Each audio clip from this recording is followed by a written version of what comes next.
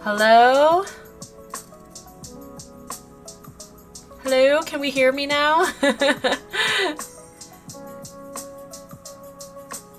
We can hear me? Okay, I accidentally had the wrong thing.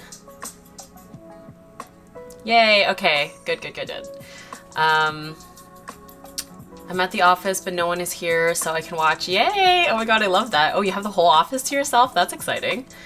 Thank you for the company as I wait for the workday to be over. Ooh, yay, I'm glad. Okay, perfect. Okay, what was I saying? I was just pulling up some reference photos. I unfortunately don't have the sketch ready again. This seems to be a running theme for me nowadays.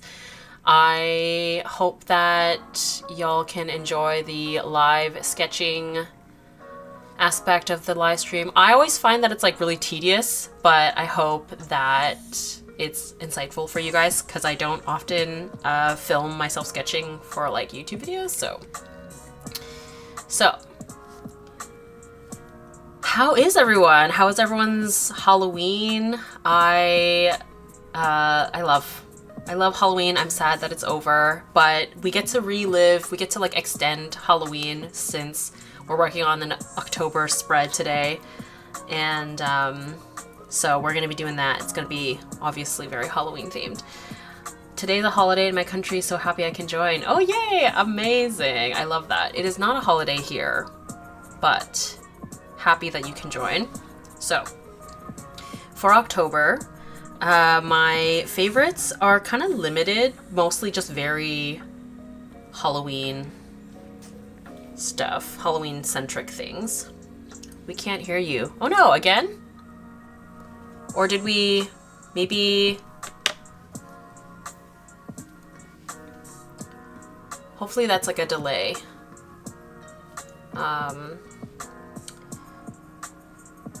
So I can hear you. Okay, cool. There might just be a delay because I think maybe there was some people maybe got the ad at the beginning and then they're seeing like the first part of the video or the live stream. So what did everyone do for Halloween? That's what I'm gonna be. That's my first monthly favorites that I'm gonna draw here is my Halloween festivities. So I went as Lydia Deets, as you can see from the photo here. It's really blown out, but let me see if I can dim it. There we go. Ooh, there we go. Yes. So I went as Lydia Deets from the movie Beetlejuice. It is one of my faves for Halloween, and I had so much fun. We went to the Royal Ontario Museum for Halloween, and yeah, basically it's like a museum, but they turn it into like a nighttime event. And I'd been to it once before, but it had been quite a number of years. So it was super fun to go again. Let me get you in a more optimal view here. So yeah, it feels a little bit weird to draw myself again. I feel like I'm drawing myself a lot lately, but I was like really pleased with how this costume turned out. And I felt like it was the best way to represent my Halloween experience on my sketchbook spread. So that's what we're gonna do. Slay. Thank you. Glad I made it. I wasn't able to make the last live stream. Oh yay, I'm glad that you were able to come. Yes, we're doing some sketching. I'm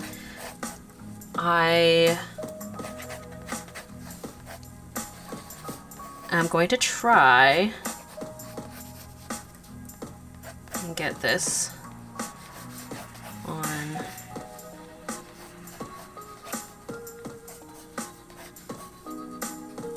Trying to figure out what exactly is going on here, but I forgot to set my phone so that it doesn't like constantly dim, but it's all good. I trimmed my bangs last night, which was a little bit of a risk, but I had my hair up earlier and it was giving like serious Lord Farquaad vibes because I made my bangs like a little bit shorter than I've been doing lately. I don't know. what do we think? I think maybe I'll feel less weird about it when I have makeup on. I don't have makeup on right now, but yeah, I was like, did I just give myself a Lord Farquaad haircut? I don't know. I've had baby bangs, like really short baby bangs in the past, so I figured it wasn't gonna be something I couldn't pull off necessarily, but I don't know. Maybe because of these bits or something. I trimmed these parts too. I don't know. It looks cool, don't worry. Thank you. Okay, good. Lord Farquaad is not the vibe that I'm going for, so long as it's not that, we're good. Happy birthday, lovely. Aw, thank you. It was, yeah, I had my birthday. Oh wait, does it say? It doesn't say that it's a birthday live stream, right? My birthday was last month, but thank you. Okay, just checking.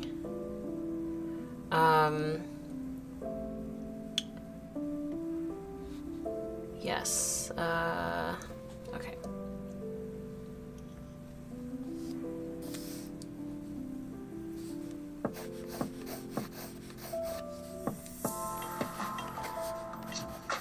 I technically had like a whole slew of things that were supposed to happen for October. I was originally supposed to carve pumpkins and hand out candy to kids, but like we went to three different grocery stores to grab pumpkins to carve, and they were all sold out. I was like, what the heck? How is there a pumpkin shortage? So unfortunately did not get around to pumpkin carving, which was such a bummer because I had not done any pumpkin carving in so long. And so I was like, oh my god, what am I gonna... I was thinking of doing the sandworm from Beetlejuice since I knew I was gonna be Lydia for Halloween. I felt like, you know, to stay on theme. But sadly, did not get around to any pumpkin carving whatsoever. But maybe next year. Hi, Tina, how are you? Hi, Megan. I am pretty good. I feel pretty good. I just got confirmation that my hair does not look like Lord Farquaad, hopefully, so that makes me feel better. I feel like, honestly, the bangs grow out so fast. So it'll probably look better in like a couple of days. At first, I had them like, I tried to make them super straight, and then I was like, maybe I'm trying to make them a little bit wispier, and then I tried cutting like this, and then they started to look a little jaggedy, and I was like, I don't know what I'm doing. So I just left them. It's probably okay. Happy... Thank you so much. Okay, so I just wanna, just to reiterate, it was my birthday last month, but thank you so much for the belated birthday, happy birthdays. I love Beetlejuice, one of my favorite classics. Just to be sure, I don't have that it's my birthday anywhere, right? Is it in the description? Is that what I did? Did I do that by accident? No, it should be okay. Maybe just because my page here, it's on the thumbnail. Oh, shoot. It says birthday live stream. Oh no, I forgot to change the thumbnail. Okay, can I fix that? Oh no. I don't think I can. Oh my gosh.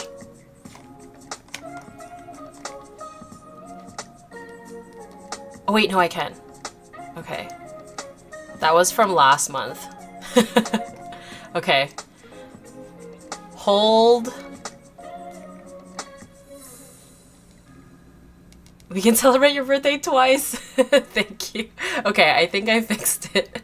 I think your bangs look super cute. Yay, thank you, thank you. Your costume turned out amazing. Red looks beautiful on you. Thank you so much, Ray. Aw, thank you. Your Halloween costume looked great. I saw on TikTok. It's on the thumbnail. It says birthday live stream. Oh, yes. Okay. We fixed it. We fixed it. My birthday was 4 days ago. Aw, happy belated birthday. That makes you're a Scorpio, right? It's Scorpio season now. All good, it happens. I feel like there's always something. There's always something in the live stream that goes a little bit awry. So that was an easy fix. That's okay. I finally made a live stream. Your hair is so cute. My daughter got her hair cut like that recently and was nervous about her bangs, but they grew out so nicely. She forgot. Honestly, that's the thing. Bangs grow out really fast. So, whoops, I did not mean to kick the tripod. But yeah, I'm really feeling bangs in general. I've had bangs in the past, and then I grew them out, and then I brought them back in. This is the shortest they've been in a little while, so thumbnail's different now. I just checked. Perfect. Thank you so much, Kayla. I appreciate it. Yes, we're learning. I'm getting better. I'm getting better at using technology. Well, at least when it comes to live streams. There's always like a bit of a learning experience for me.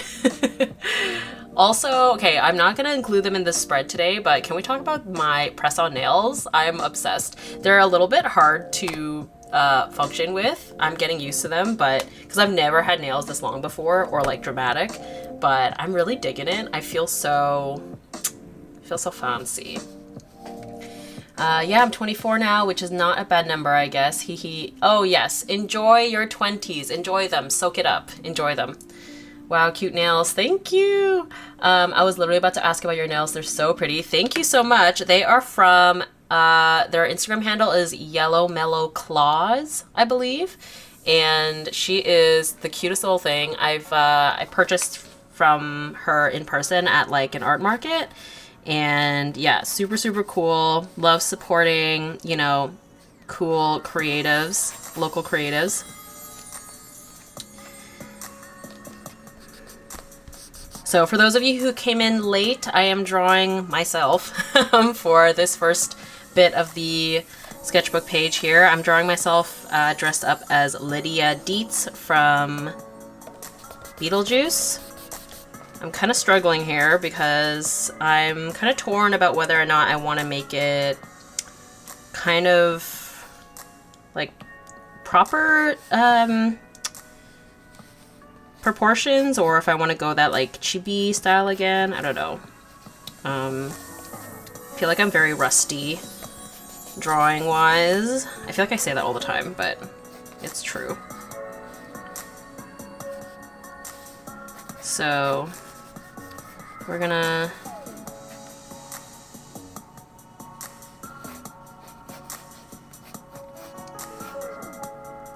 Yellow Mellow Claws, yes. Did you have a good Halloween? Love the Lydia inspiration. Thank you. I did have a fantastic Halloween. I was mentioning earlier that there was a couple of things I didn't get around to doing that I was supposed to. Supposed to hand out kids, I was supposed to carve pumpkins and hand out candy to kids, but neither of those ended up really happening, which is fine. I still got a lot of fun things this month. So when I dressed up as Lydia, my friends and I went to this thing called ROM After Dark, which is the Royal Ontario Museum, and they transform it into like a nighttime event. And it was for Halloween this month, and it was so much fun. I loved seeing everyone's Halloween costumes, and I just love Halloween. It's so good. And yeah, people really showed up. What was interesting was, you know, we were all kind of expecting to see Barbies, of course. That was a very popular costume, understandably. There was lots of Morticias and Gomez's together. Saw some Wednesdays as well. But which, you know, are classics. I'm not mad at that. The costumes that were really popular, kind of surprised me, was Cruella de Vil, which I love. I think that's a great costume. But like the movie, like the Cruella movie came out like a number of years ago, and there hasn't been any like Dalmatian, 101 Dalmatian stuff recently. So I was just like, what's this like random spike of Cruella de Vil costumes this year? It was like, felt so random. And then there was a lot of Scooby-Doo costumes as well, like of all the characters. Shaggy, Fred, Velma, Daphne, like all of them. So I was like, where did this come from? Because like, I know the Mindy Kaling TV show came out kind of recently, but like nobody liked it, right? So it couldn't have been that. So anyway, I thought that was interesting. It's fascinating to see like what shows or what characters like are popular every year. Some of them are obvious, like Barbie, but anyway, I just thought that was interesting. I am so happy that you're still doing some Halloween-esque stuff. I always get super sad when October ends. Yes, I am the same way. Like, whenever I see the Christmas stuff, like even during the month of October or like right at the start of November, I'm like, no, I'm not ready. So yeah, I'm here for the October vibes still. Are you excited for Wednesday season 2? I am. I really, really enjoyed the first season. And yeah, I am definitely looking forward to it. Do we know when that's supposed to come out? I know like a lot of production has been delayed because of like the strike and stuff, but I'm looking forward to that whenever that comes out.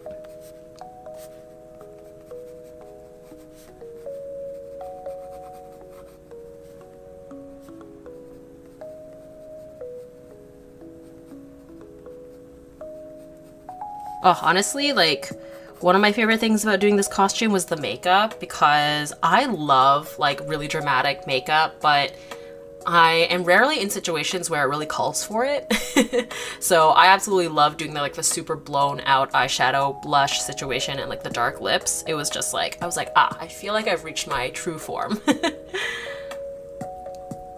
This Halloween was the first time I did an anime costume. That's so exciting. Who were you? What did you dress up as? I am so here for anime costumes outside of like conventions. I did see some anime costumes at when I was out and about at the museum. A lot of Naruto's actually, or like Naruto themed characters, which I was like, oh, interesting. Again, it was just like, what exactly brought this on? Because when I go to Comic-Cons and stuff, like, I feel like the more popular, like I think the most popular is Demon Slayer right now, which makes sense because it's like more relevant or like it's out right now. But maybe people wore Naruto to this like museum event because it's more well known universally. I don't know. This year is going by so fast. It's kind of scary that 2024 is literally in 2 months. I know. It is actually insane. I can't believe how fast it went by. Like, I did not accomplish nearly as much as I wanted to. I can't draw hands. Any tips? Honestly, I'm not good at hands either, so I'm with you. I guess one thing that someone had said before, which I thought was really interesting. I don't know if I necessarily put it into practice that much, but someone said to think of fingers as French fries as opposed to like sausages, which I thought was like a really interesting kind of mindset to put onto just like rewiring your brain on how you think about the appendages, or the phalanges, I think is what the term is. But honestly, yeah, I don't have any like really tangible advice because I find hands so challenging, even though I feel like I've drawn many in my day. My friend and I were Shinobu and Gyu from Demon Slayer, and then later Gojo and Geto. What? That's amazing. Oh my god, I love that. Both incredible choices. Also, I love the like Shinobu and Gyu kind of pairing. I think it's really cute. And obviously Gojo and Geto, like boyfriends forever, obviously. I'm obsessed. Did you see Beetlejuice 2 is slated for release next September? What? Really? I felt like I heard rumors about Beetlejuice 2 for quite a while, and then it just like went quiet for so long that I kind of assumed Whoa, what is going on? What is going on my phone? That is crazy. What? Okay, there you go. And then, yeah, I didn't hear anything about it for so long. So I kind of just like assumed that it wasn't really gonna happen. But yeah, the date is set for September 6th. What? Whoa. I don't know a lot about it. Do we know, like, is Winona Ryder gonna be, like, is anyone reprising their roles? What is this? Is it Michael Keaton's Beetlejuice? Is it like a reincarnation? Tell me details. I'd love to know. Because I'm honestly like, I'm a little bit, what's the word? Like, very apprehensive about a lot of these kind of remakes and like sequels and whatnot, especially when it's been so long, but I'm definitely curious, that's for sure. Okay. Much like my most recent YouTube video, I'm gonna approach this like I'm drawing a character as opposed to drawing myself, because otherwise we'll be here forever of me being like, this is not actually what I look like. But we're just gonna draw this as, you know, a character as Lydia.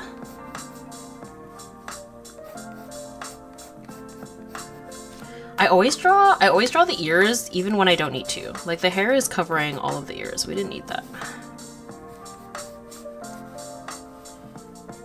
Right now, this looks like Chihiro from Spirited Away, which is not the vibe we want. When I was doing my hair, I tried to like get a crimping effect with my flat iron, but it was not happening.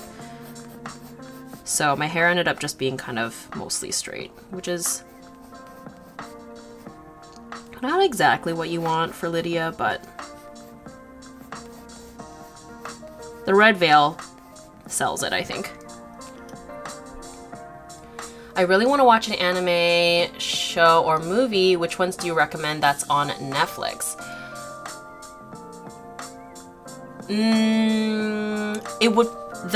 What's available on your anime, or sorry, what anime is available on your Netflix might differ from my Netflix, but I would say I would recommend probably a Ghibli movie, like a Miyazaki directed film. I think that's a good place to start. I think that's a place where a lot of people begin their anime journeys, and a movie is more approachable than a whole TV show. I think Spirited Away is a pretty common starting point for people in terms of like a Miyazaki film. Mine was actually My Neighbor Totoro, but that was like very much driven by like my childhood. Also, I did technically have the like kind of spiky, I had like did like a half bun and then had like spiky bits on the top of my head, or in the back I should say, but then when I put the veil on it kind of just got squished. So yeah, my hair ended up not really looking like Lydia that much, so I apologize.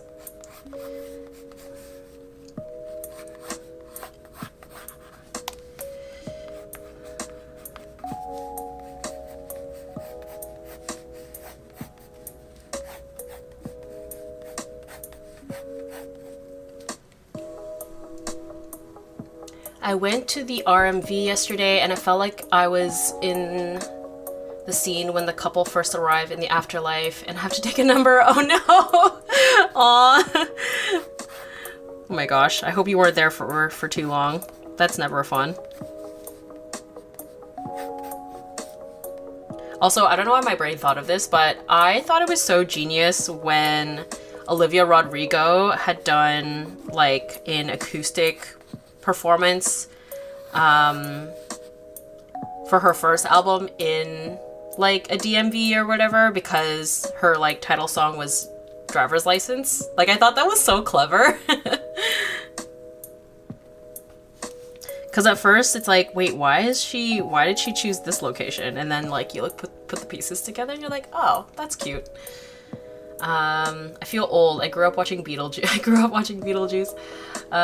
Season 2 Wednesday is late 2024. Also, Winona Ryder, Michael Keaton, and Catherine O'Hara are in the Beetlejuice sequel. Wow. Okay. I'm here for that.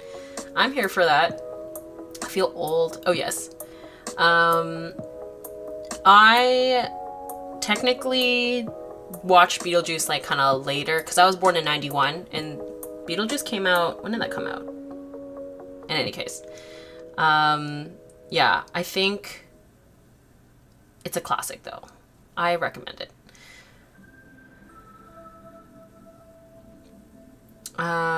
Me too. I'm 36. LOL, will almost next month. Ooh, happy early birthday.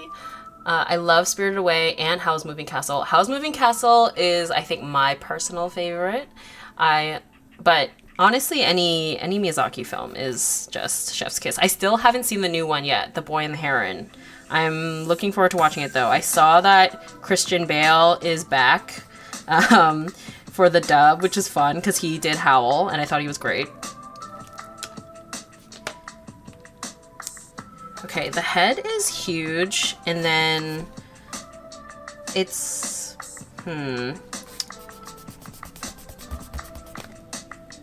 don't know. I'm having second thoughts.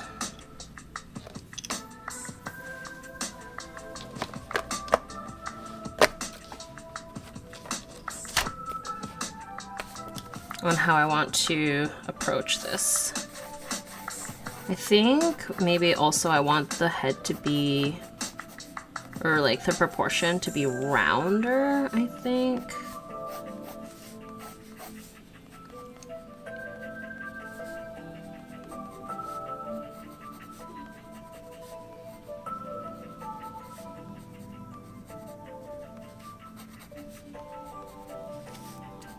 Again, apologies, my sketching process is so tedious to watch.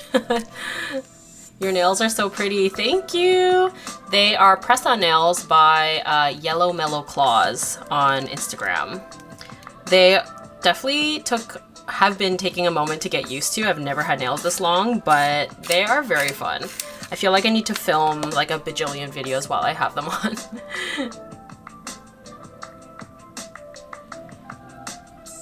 Spirited Away is a great recommendation. My first Ghibli film was Kiki's Delivery Service, so it has a special place in my heart. Oh, Kiki's Delivery Service was my second Ghibli film, and I also feel the same way. It's like so special to me. Your sketch is already looking so beautiful. Love the photo. It looks so pretty. Thank you. Taken by my friend Chris. Pretty sure Chris took it. Or my friend Grace. Either one of them. One of them took the photo for me. I was born in 77. I'm almost Jurassic. No, don't say that. Although I will say, after going to the museum this night, they have a lot of dinosaur bones there. I really was like, the whole time, I was like, one, dinosaurs are so cool and massive. And two, I really want to watch Jurassic Park again. It's giving Christmas vibes. Oh no! Really? Oh. I guess I can see what you mean. Kind of like snowy vibes. I just say oh no because I'm not like a Christmas girly. I don't want Halloween to be over. Yeah, exactly. I'm more of a Halloween girly. But it is true. I see what you mean because like the silver and the pastel like light tones. I see what you mean. I see what you mean. I'm still in Halloween mode as we can see in terms of my drawings here, but Jurassic Park is my ultimate fave film, just the first one. Yes, I agree, 100%, just the first one. Everything else after it is like, doesn't exist to me.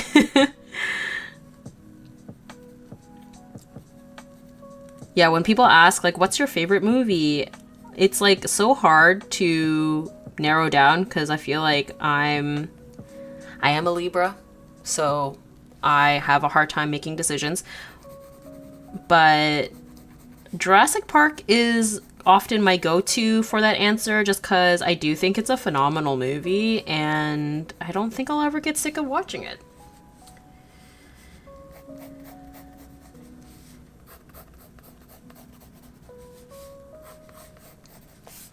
Okay, I think I do like this better. The face, I mean. The head proportion is the same, I think, but I like I think the ratio of the features like on the face look more a little bit more chibi or stylized or something, so I think it'll work with the head size with the rest. I think, hopefully, sort of. Sure.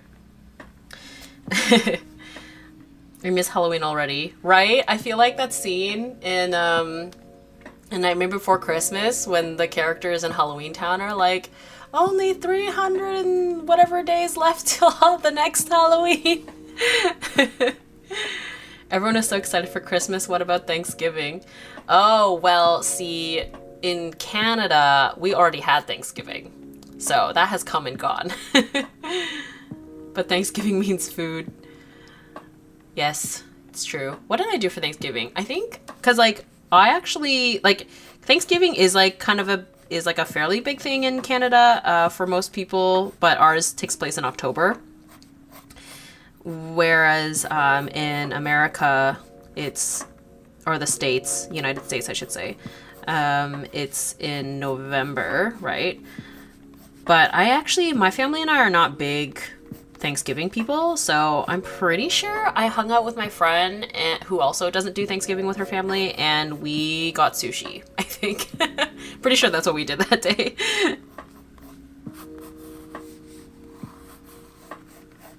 And it was delicious. So we still got to have good food, just not in the traditional sense of Thanksgiving.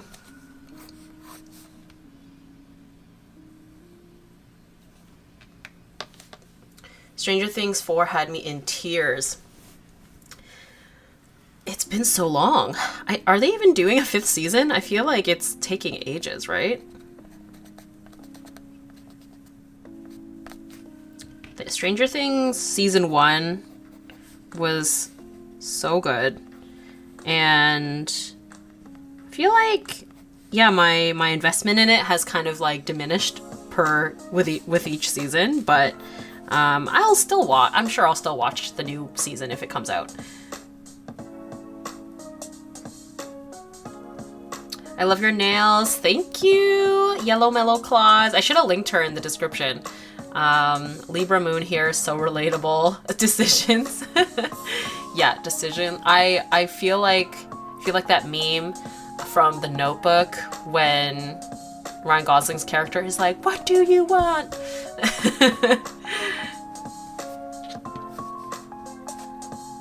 Okay. For the sake of not taking forever, I think I'm going to just commit to this and start coloring. I know I didn't like finish this part, but honestly, it's just going to be like a big ball of tulle, I think, is the vibes that I'm going for, because I'm like, the idea is that I'm like crouching. So we're going to go with that. Oh wait, actually...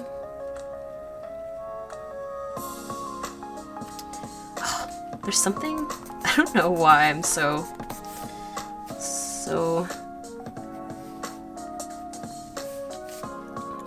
unsure about how I feel about the face. Maybe I want the eyes.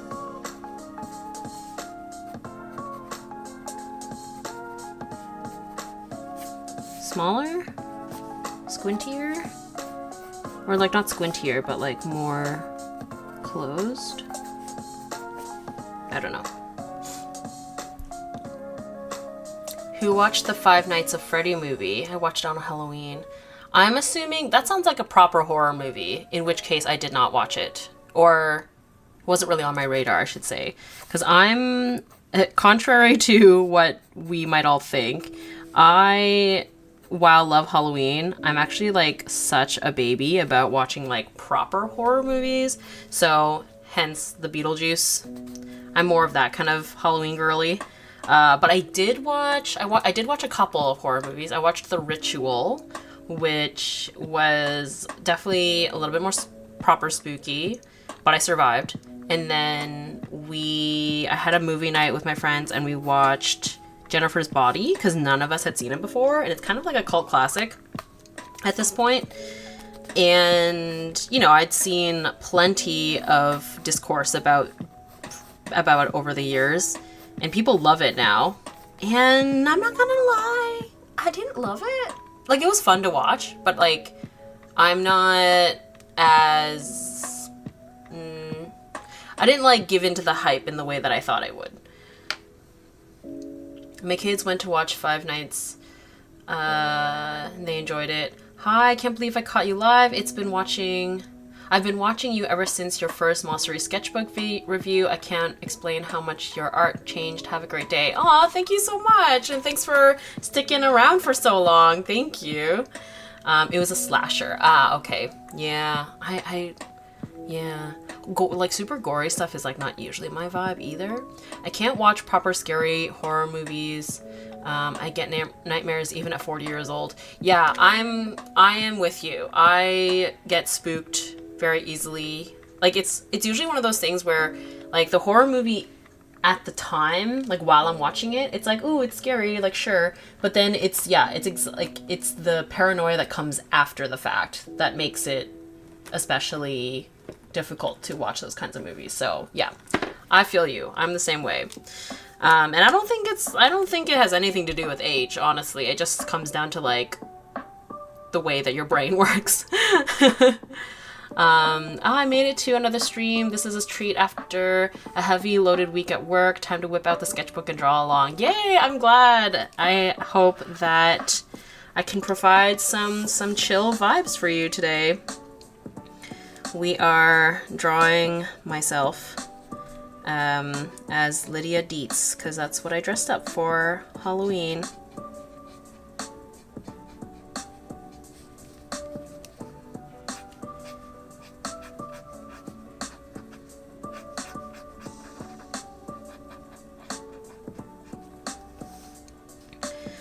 The challenging thing is always the see-through clothing. So like the shirt I'm wearing is sheer. So I think what I'll do is I think I will go ahead and color in everything with the skin tone, but then we'll try and layer a red on top and see. Honestly, what ends up happening, I think, usually is I'll use a colored pencil, I think, to like give it that sheer effect, but for now we will go ahead and use a marker just to see. Which, by the way, as you probably see on the screen, if I did that correctly, you can use a code imawonder10 for 10% off if you decide to purchase anything from Ohuhu, which is the markers I'm using in today's video, live stream, I mean.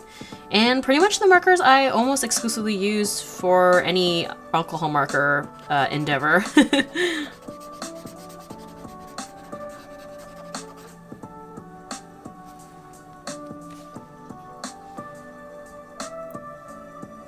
I can't stand horror movies, but I watch ghost hunting videos on a daily. Is it weird? Nah, ghost hunting videos always feel a little fake.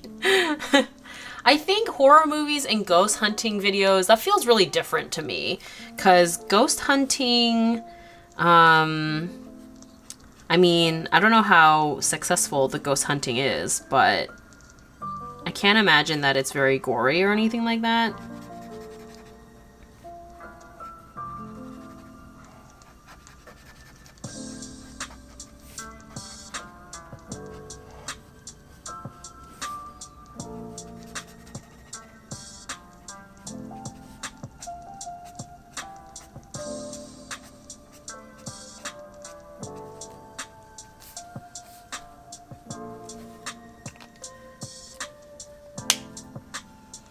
I didn't let the swatch dry when I was testing out what color this is. It's very pink, which honestly, you can't tell on camera probably, but it looks very pink to me in person. But I think that's actually okay because it's going to be very red, so it should be fine. Hi, Tina. I was invited to a kind of small tattoo convention later this month. Do you have an advice in like the anxiety of a lot of people and the attention? It's my first time.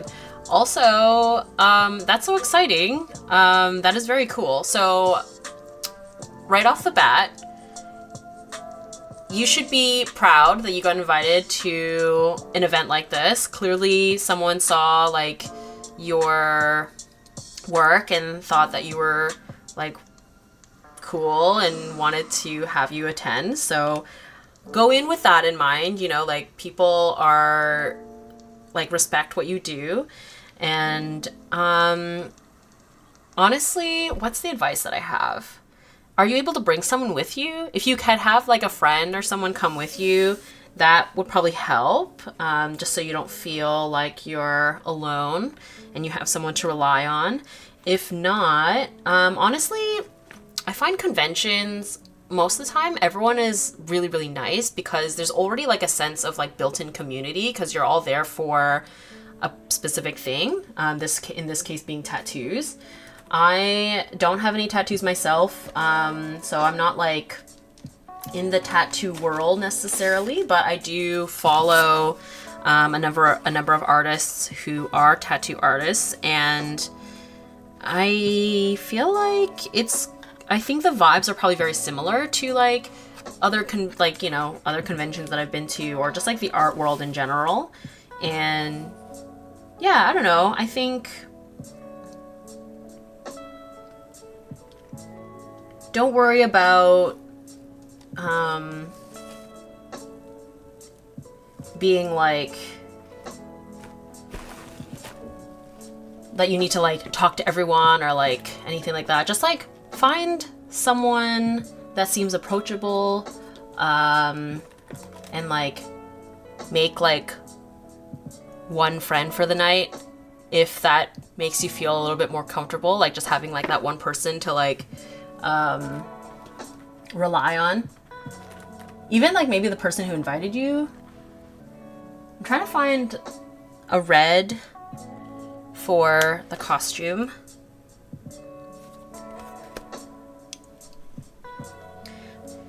It's like a pretty classic red. I guess I have a couple of reds going on here.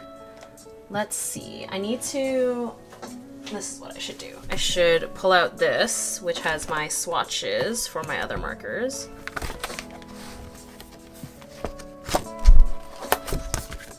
Here we go. Okay. So let's try R1 for like the sheer parts probably, and then maybe R3 and 4. R3, R4, and then R1. Let me see.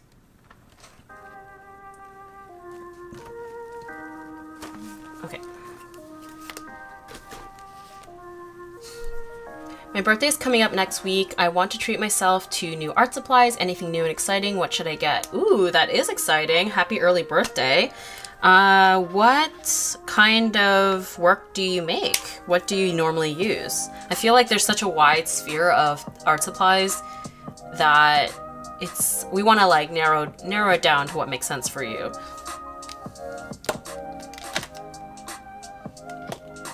Sam and Colby are one of my favorites to watch. They just uploaded their Hell Week series on YouTube. They were staying a week in the real Conjuring house from the movies. Ooh, spooky.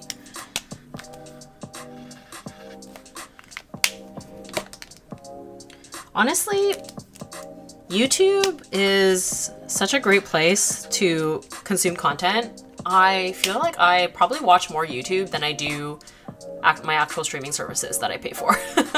So I recently actually like signed up for YouTube Premium. They give you 2 months free, which is great. And yeah, I feel like it's worth it not having to deal with the ads. I know that technically you can use an ad blocker and all that, but as someone who is a YouTuber themselves, I want to support the creators. So I will go ahead and pay for premium. It's worth it to me. Okay, definitely this darker red for the corset part, which by the way, the outfit, it was a corset with a sheer turtleneck thing underneath and then a skirt on top. It was like not actually one piece. It was three different components like put together. which is really handy because then I can wear all the different pieces separately for other occasions. Although the skirt definitely being a little bit less everyday attire, so to say, but I'm sure I can find a use for it somewhere, somehow. Premium is a lifesaver. The ads are annoying. Yes. I don't know what it was, but I'm not a French speaking person, and for some reason, so many of my ads I would get on my TV were French. I don't know why. Like, I live in Canada, so like French is technically the second language here, so that's fine and all, but why was I specifically getting French ads? I don't know.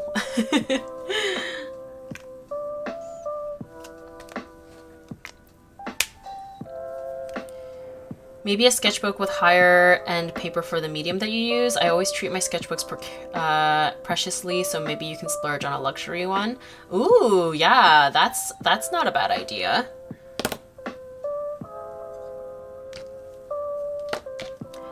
I've been watching your videos for a while, and you have been inspiring me to use more playful colors with my alcohol markers. Ooh, yay, that's exciting. I'm a big lover of color, so I'm happy to help push you in the color forward direction.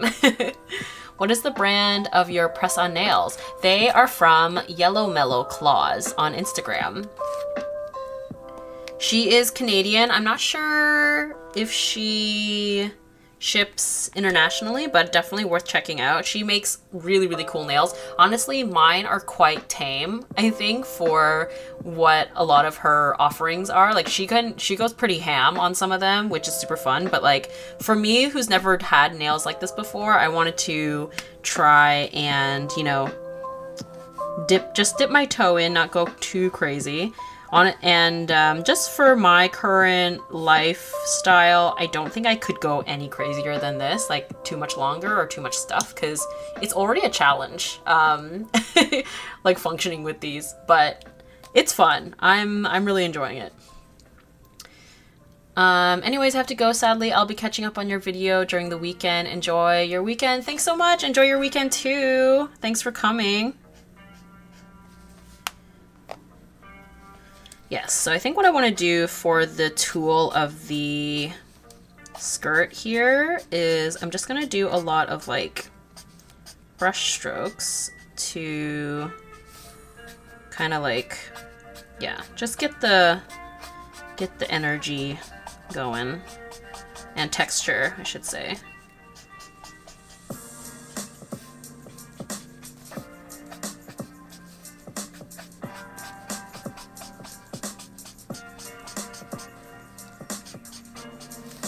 Although I guess it's kind of important to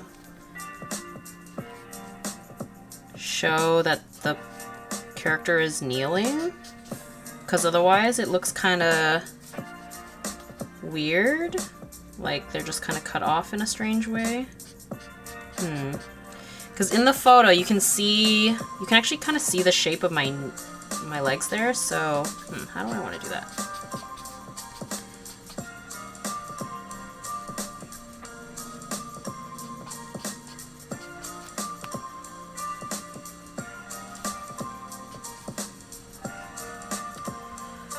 Hey Tina, hope you're well. I am. Thank you so much for asking. I hope that you are also. I am, yeah, I mean, we're all just chugging along, right? It's kind of crazy out there, but doing our best.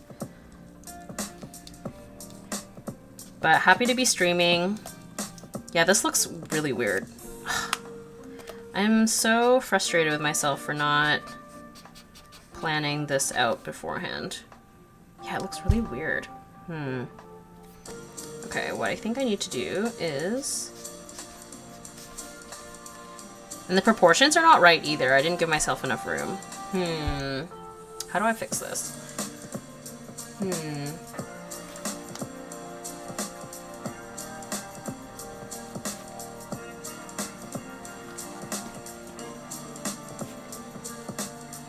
Questions. You looked amazing in that costume. Aw, thank you so much. I really appreciate it. Yeah, I was really feeling myself, I'm not gonna lie. Being a spooky queen is definitely my vibe, for sure.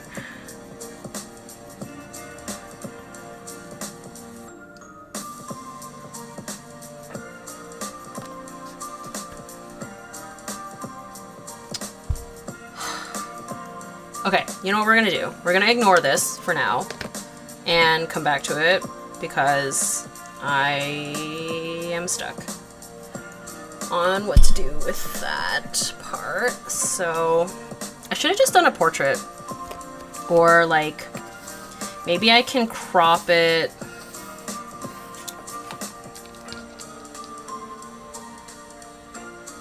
Yeah, I didn't give myself enough room to execute this properly.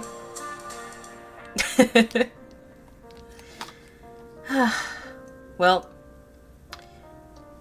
anyway, we're gonna move on to the veil. I'm gonna use actually a different red because I feel like the initial red that I picked is still too dark.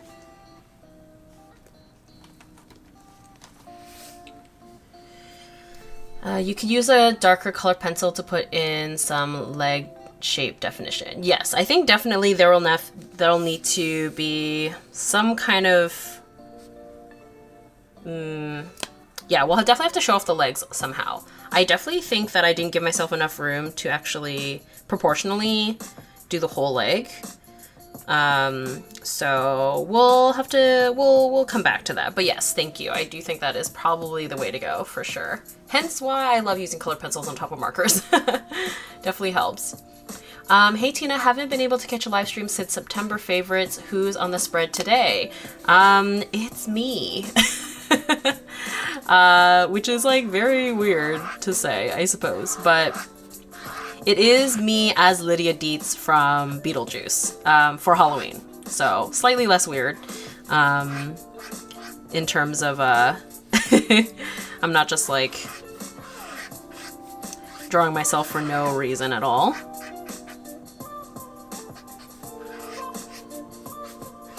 Yes, okay, I think this color has more of a transparent vibe to it. And then we'll use colored pencils probably and layer this marker up as well, I think. And then I can use that for the shirt as well.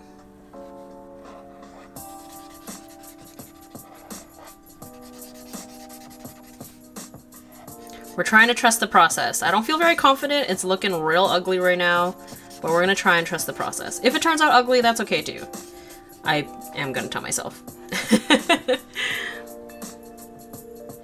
Red markers are often so saturated. Yes, I think you should use a darker red to shade in the dress where the knee part is and give it a shadow so it kind of looks like her knees are a bit more prominent coming out of the dress. Yes, yes, yes, I see what you mean. Yeah, I do think as well on camera, the reds are like really bright. I mean, they're fairly bright in person as well, but yeah, they're like extra, extra bright on camera, I think. But yes, thank you guys, thank you.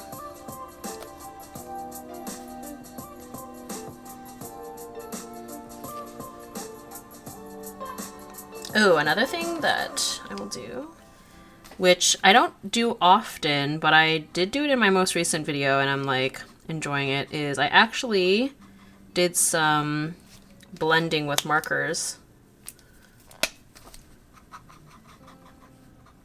These two colors might have been too different, but we'll see. Again, we will fix it with colored pencils if we need to.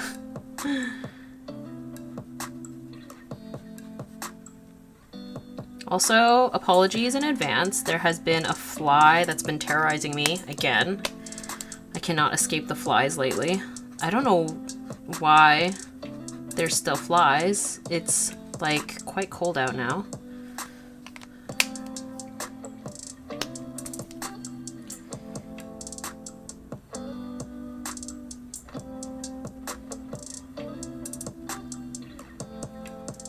I've been dealing with birds trying to live on my balcony, and so I'm always like going out onto the balcony to try and shoo away the birds, but then I think in doing that the flies come in.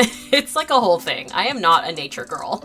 I'm very much frustrated with nature right now.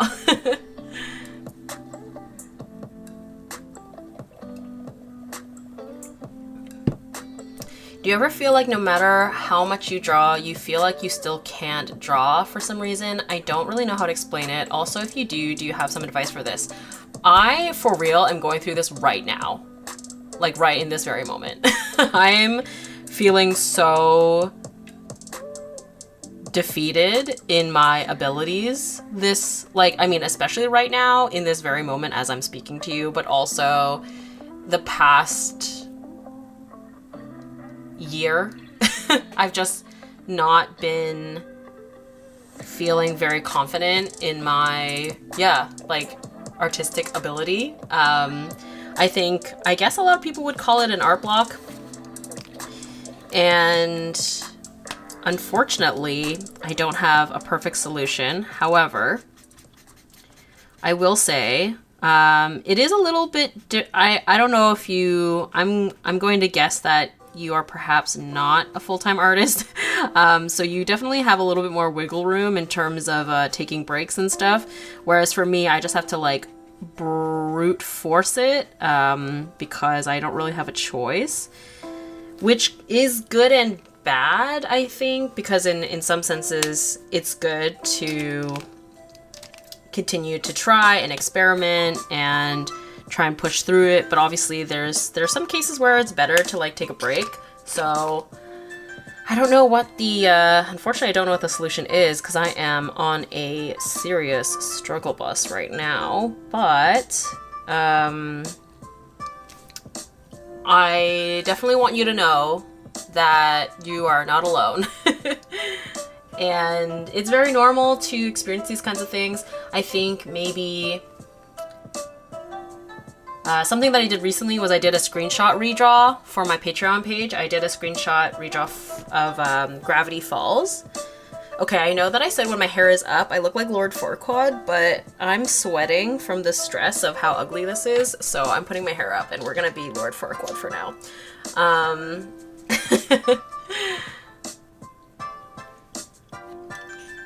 But yeah, I think working from references or like doing like style experiments, like trying to replicate somebody else's style just for like a exercise purpose as a can also help, because it like allows you to like turn off your creative brain and just focus on like the medium or whatever it is. That can also mean your standards / eye for things / aesthetic is growing faster than your skills are. Also, hi Tina, it's been a sec. Hi Crystal. Yes, I definitely agree with you. It is a challenging thing to try and have your skills match up to your personal taste, but that is the artistic journey, I believe. Tina, have you ever tried clown makeup? Not the classic clown makeup, but the creative stuff on Pinterest. I've been obsessed with it lately. I actually went as the clown for Halloween a few years ago, and it was so much fun. I guess I was kind of an aesthetic Pinteresty clown, maybe. I blocked out my eyebrows and drew them like all the way up here. I was like a sad clown. Do I have a photo of it? I don't think I do on hand right at this moment, but I had a pink wig. I did like teardrops, I think, coming down my face, if I remember correctly. It was very fun. I love doing makeup, so I really enjoyed being a clown. I kind of want to be a clown again, even though I've already done it before, but I feel like my makeup skills have evolved, and there's just so many clown options that yeah, I would love to be a clown again, honestly.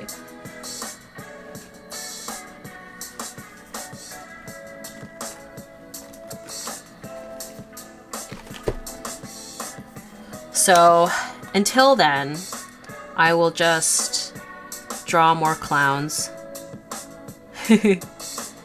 Actually, this time last year I did a clown. I painted a clown for my Patreon rewards, and she turned out really cute, not gonna lie.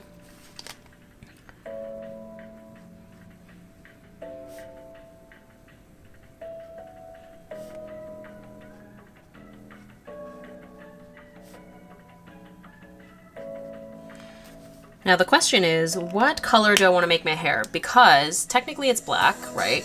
But for interest purposes, I don't want to make it black. I think I might go with a really dark purple or blue, which is usually my go-to.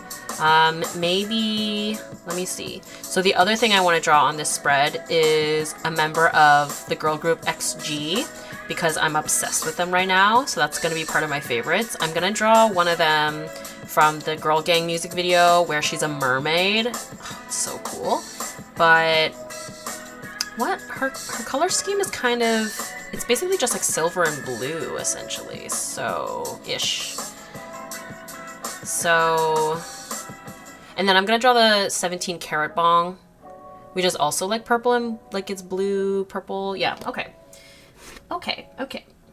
So in which case, I think purple will go better with this red, actually. So let's go with that. We're gonna go with that.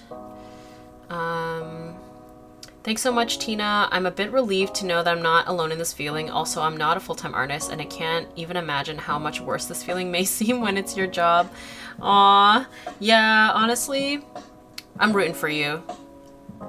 I think another option as well is to explore other things that you're like, other hobbies that are creative but maybe not drawing, and then you can come circle back to it, you know? Like some people really like to bake or crochet or knit, those kinds of things, and maybe like kind of like exercising a different creative part of your brain will help inspire you to feel compelled to come back to drawing.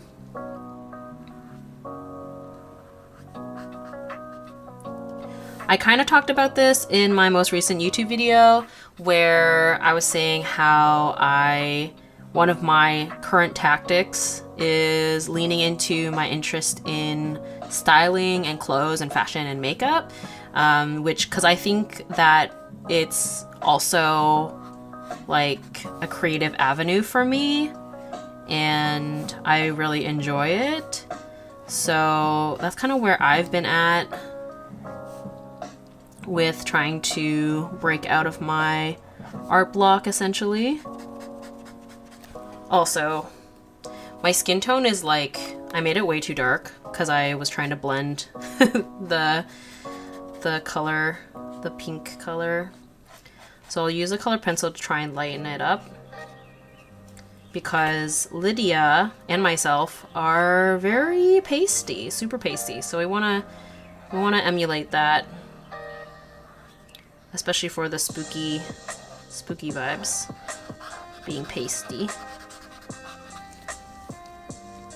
Okay, and then for the parts under the veil, we're gonna use a lighter purple to give the illusion of a transparency. Let's do P. I've been trying to kill that fly for days, and I'm so bad at it, like trying to get it. In a perfect world, I would trap it and release it, but it's too hard.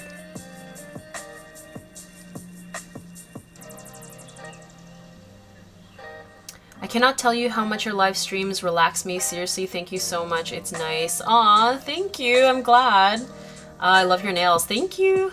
I was working on an October-themed art piece, but October's over, so not sure. It's over the garden wall fan art. Oh, winter, just finish it. Do it. I'm here for all the spooky vibes still, and Over the Garden Wall is such a fun, great show. I'm sure everyone would love to see it still. I posted a Gravity Falls thing yesterday, and there was people who were excited to see it because some of us are not ready for Christmas yet, so I say complete it. It's worth it.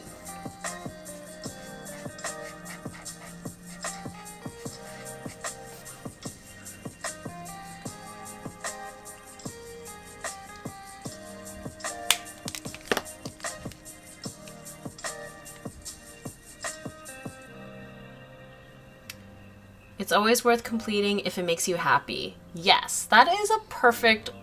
I love that. What is your go-to drawing exercise when you have an art block? I mean, I feel like I've been in art block all year. But I think my like absolute default is portraits of people, like, and using photo references of people and like doing portrait studies, I guess I should say. My go-to for the past little while has been, wait, I don't think I want to use this, do I? Yes. Has been K-pop idols, just because I think they're beautiful, and it's something that is like a hyper fixation for me right now, so it's like a win-win. I'm just smudging this marker all over the place. This could ruin the drawing, but try on a separate piece of paper first, lightening the color with a colorless blender. If you like the result, you could use that with the actual drawing. Oh yes, I remember someone else suggesting that before, like a colorless blender to lift the pigment, and I recall that it doesn't work on this paper for some reason, unfortunately. I'm not sure why, but yes, typically that is a great option. I think maybe this paper's not thick enough or something. But it's all good. I can use colored pencils to lighten it, which is the beauty of the multimedia. But yes, I do agree. That is definitely a good troubleshooting option. And to use scrap piece of paper first. Yes. The artwork looks like Amanda Rach Lee currently. Does anyone else see it? Oh, she's a bullet journal YouTube person, right? I think. I mean, I'll take that as a compliment because she is very cute from what I remember. Yeah, push Christmas back. Yeah, honestly. Have you watched Frieren new anime? I have not. Maybe you have to use the colorless blender while the marker's still wet. Ah, true. Hello all, happy Friday. Happy Friday, everybody. I know I'm like being so intense about my distaste for this, but I promise I'm sure we'll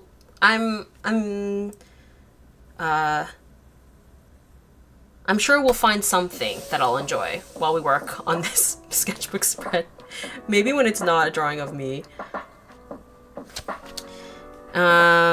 Let's do some colored pencils actually. Maybe that'll help. We're trying to trust the process.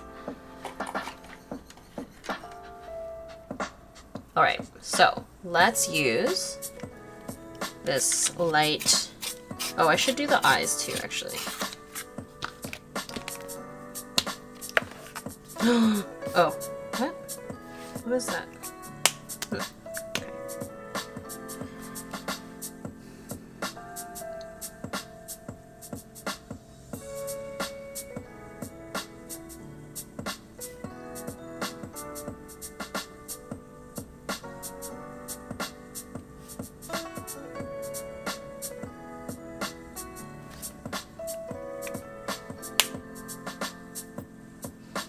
I work in a grocery store. Last year, some idiot decided to activate the lottery Christmas calendars in September, so now we all gotta do it. Oh no!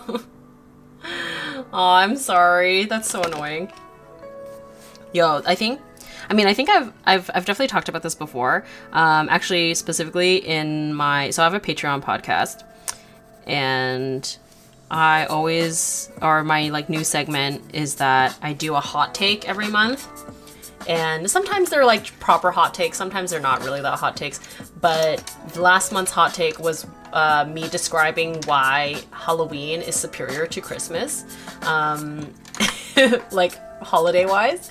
And one of the reasons I think why I feel so strongly about this is because I used to work retail for many, many years, and there's just something very traumatic about the holidays when you work retail, so I feel you on that. I empathize. I'm trying to find my Prismacolor white color pencil, but I'm just like coming up with all of my other brands Prismacolor is the best for the white colored pencil because it's soft. Okay, this is not... Okay, we'll just have to settle for this, I guess.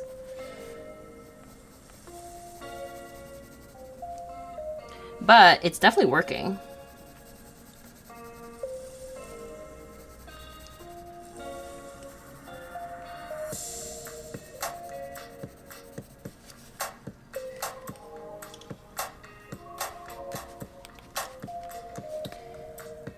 What characters are you drawing? This is myself, dressed up as Lydia Deets from Beetlejuice for Halloween.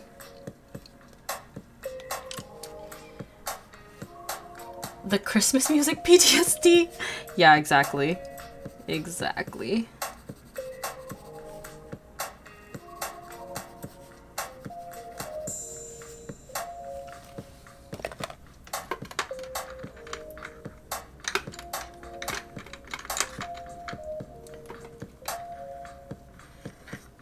I just broke into a cold sweat when you mentioned retail at Christmas. Oh, the horror!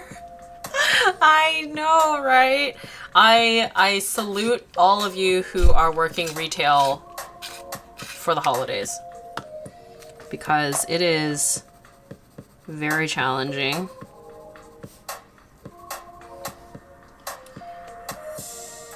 I just love those people who come in literally 5 minutes before closing, then buy nothing. I know. I feel you. I feel you. The worst is like if they like move everything around and then you have to like you have to go back and fix it. Wow, y'all, I am really serving Lord Farquaad. I went too short on the bags. Wow. It's okay. It's okay. It's okay.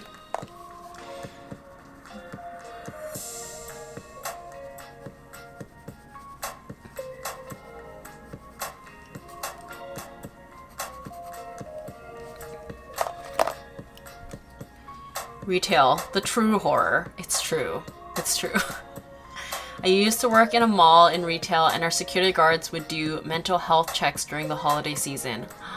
Wow. That says it all, doesn't it?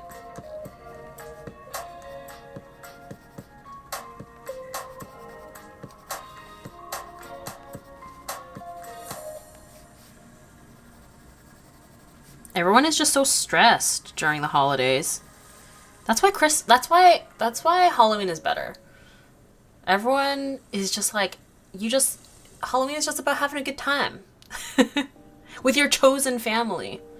Christmas is like, you have a lot of obligations that you might not necessarily want to endure.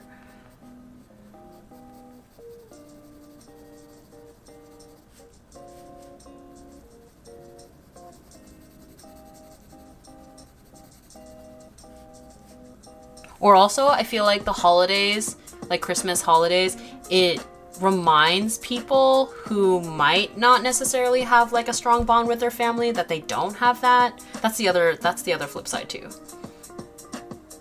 You do not look like Farquaad, but every time you say it makes me laugh. I'm glad. That's my true calling. Honestly, I get so much joy in making other people laugh. So I'm glad. I remember one year I was working on the 24th and the lineup of all men who didn't get presents yet was kind of funny though. That is a stereotype, isn't it? And that they're kind of bad at giving gifts because they don't pay attention. This is obviously like I know I'm generalizing. This is not all, obviously. But the amount of times when I worked retail and, you know, someone would be like coming in, like some guy would come in and he's like, hey, I need to buy something for my girlfriend or my niece or something. Oh, my Duolingo. The Duolingo notification. And, you know, they're like, yeah, she's into art, blah, blah, blah. And I'm like, okay, like, what kind of art though? Like, what does she make? What does she normally use? And they're like, I don't know. And I'm just like it's too broad. Like, being artistic as a description is too broad. Like, if she's an oil painter, she's probably not gonna want clay, you know? Maybe she does, but I don't know.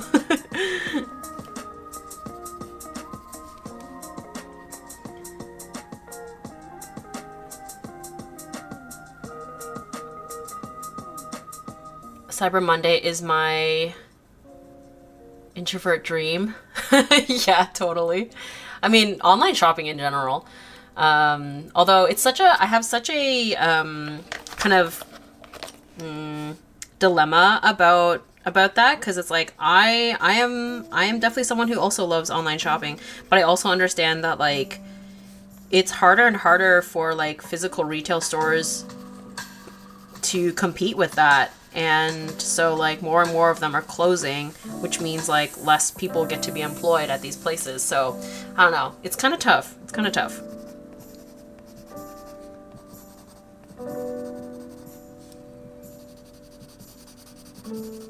But yeah, talking about this, I'm like, okay, maybe I should think about holiday shopping soon.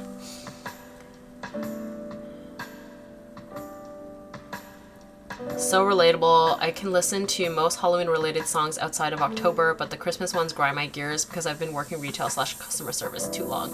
Yes, 100%. 100%. I agree.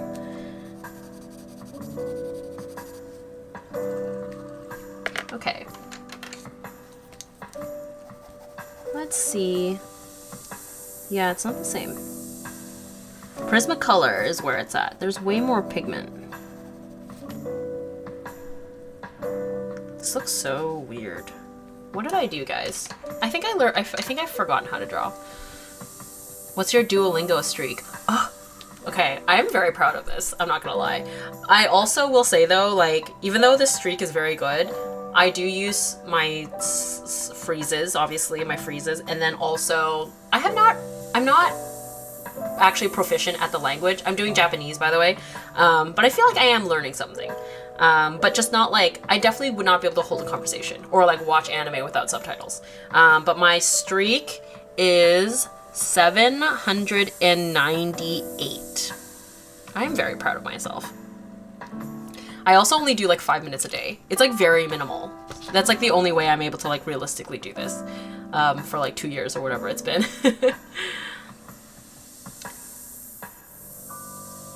That annoys me so much. Like, how do you not know what medium your girlfriend or wife uses?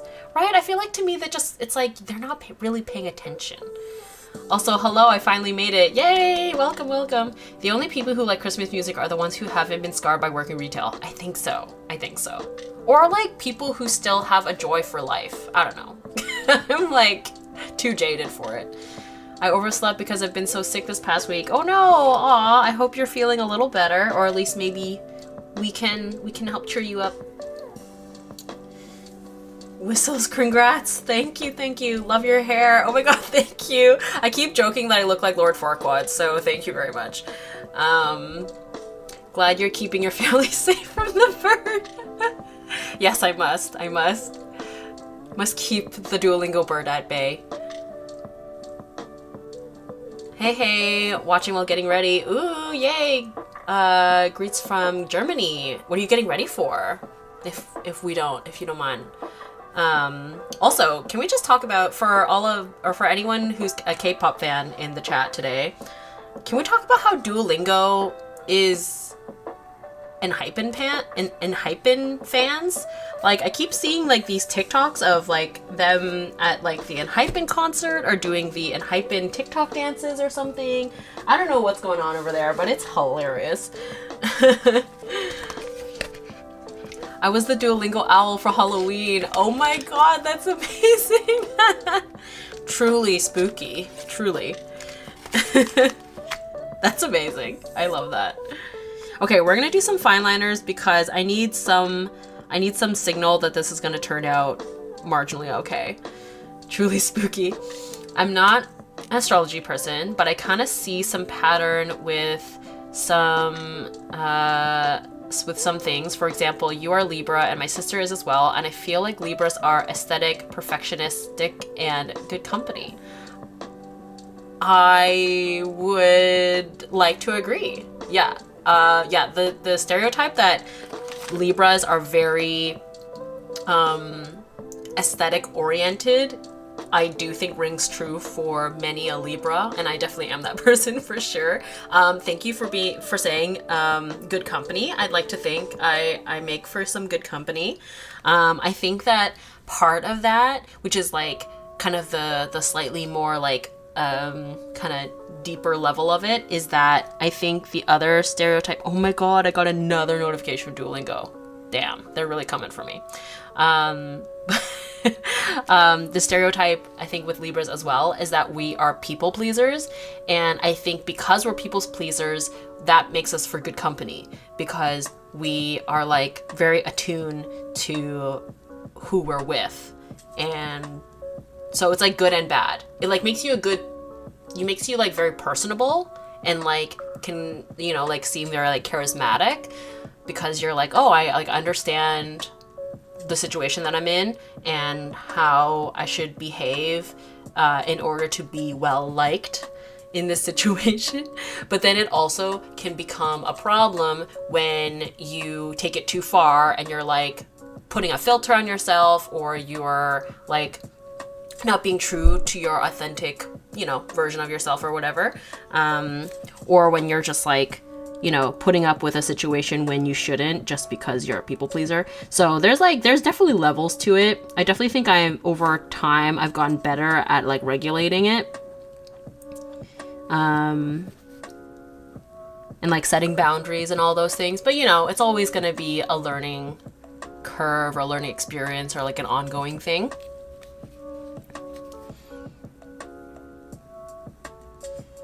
I'm using the Ohuhu fine liners now, which I love. Look at this color selection, so nice. And I like that they're actually, the default is 05 for the colors, because I'm finding that I like it slightly thicker, but I probably will use the thinner ones for the eyelashes on this character here. It's technically purple, but it's like definitely just reading as black right now. But I might need to use the thinner ones for the smaller details, since this is kind of small.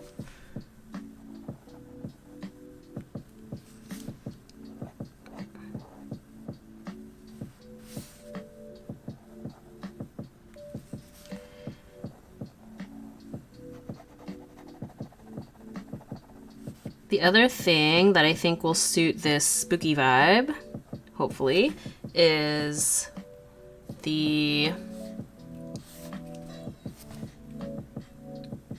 kind of more dramatic shadows. Okay. You know what? I'm starting to see the vision, I think. I'm coming around.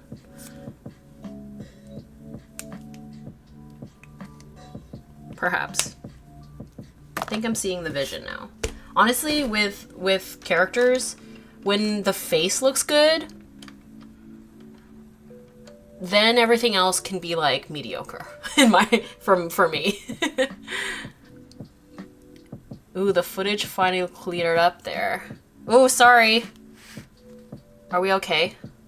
Is it blurry? Is it out of focus? I agree. As I have aged, I found how to use the word no instead of agreeing to everything to please people. Yes, I am also learning to get better with that.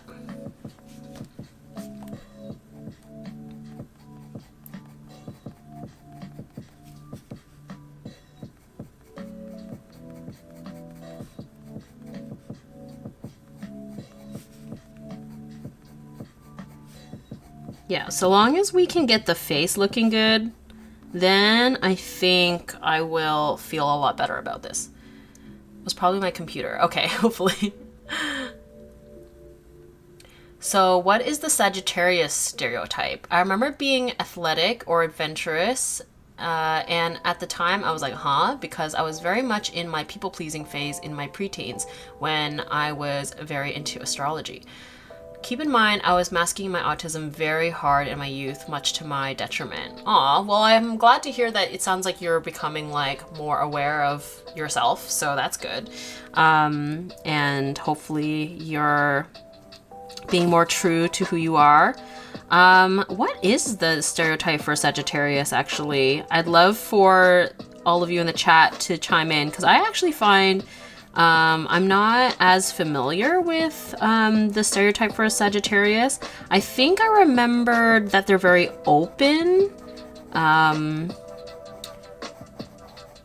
like open-minded, I think, or inviting or something. I'm trying to remember. I did like a zodiac series, like illustration series a little while back, so I actually did do research on all this, on all the signs. But for some reason, Sagittarius, like, it just like was harder for me to pinpoint. I do have Sagittarius friends, so I'm trying to like find the common denominator, I suppose, in terms of like traits.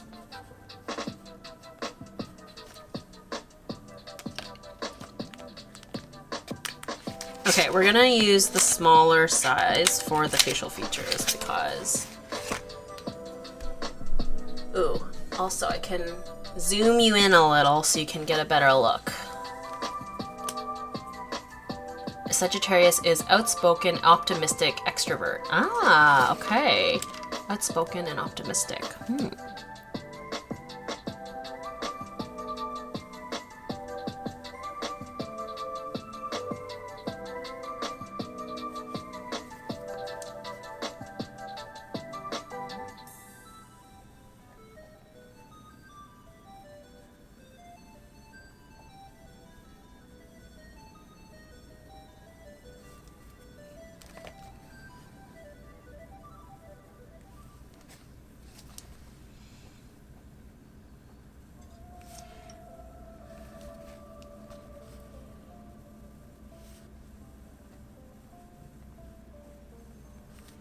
All right, we got to put the lashes in because that's very important, even though my lashes are not this nice. But for the character,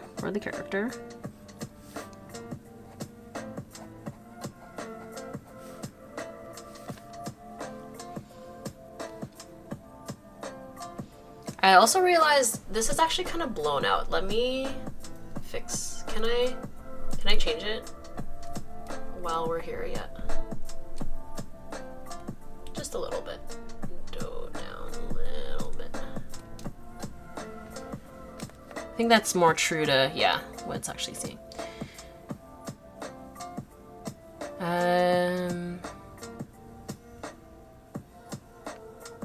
Oh my god, so happy to catch you live today. I had a really shitty day, so I couldn't wish for more now. Thanks for being here. Aw, I'm so sorry to hear that, Janine. I hope that we can bring you some good vibes today. Do you have any stereotypes about Virgos? Oh, yes. I do know a little bit more about Virgos. I have, in my gathering, Virgos are known to be, like, very organized and like things a certain way, in which case sometimes they can be a little bit stubborn, because, you know, they want things in a certain way. There's like a specific order to things that they want it to be. Yeah, I think organized, driven, ambitious, I think are also things like, for example, Beyonce is a Virgo, Zendaya is a Virgo, so like you're in very good company.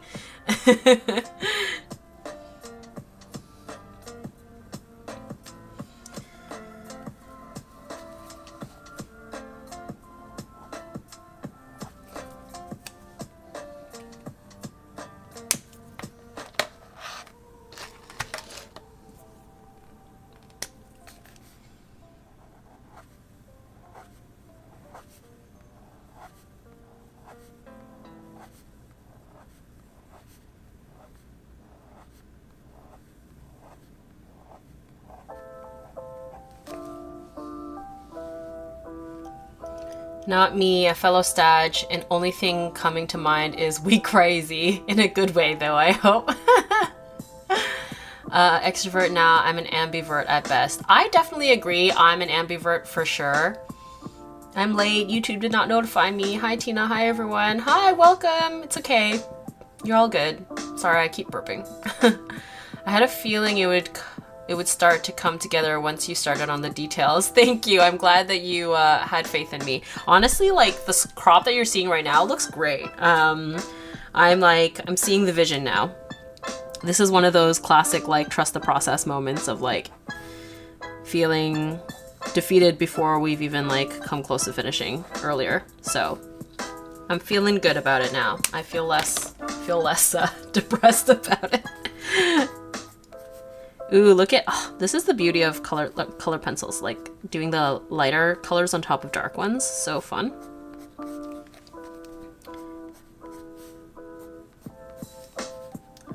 We love.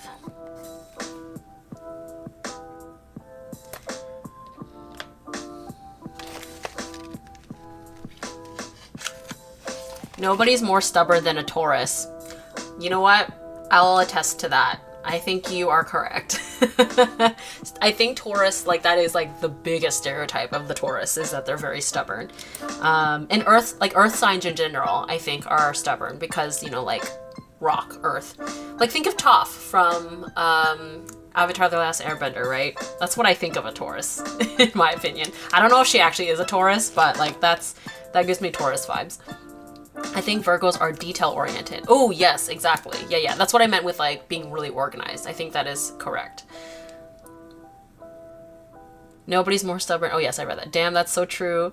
I love the look on her face. She's, like, just looking up from something at somebody. You did that transparency layer so nicely. Aw, thank you. Yay, I'm glad. What about Geminis? My sibling is a Taurus, and I wholeheartedly agree. Yeah, I have a friend who's a Taurus, and she is definitely stubborn. What about Geminis? Geminis are known to, this might sound bad, but I think the stereotype with Geminis is that they have two faces, which doesn't necessarily mean to have a bad thing. I think maybe we could see that as like a duality.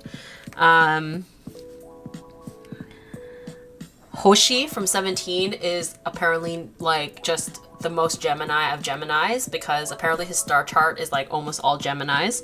And I definitely agree. Like he definitely has very strong duality to him.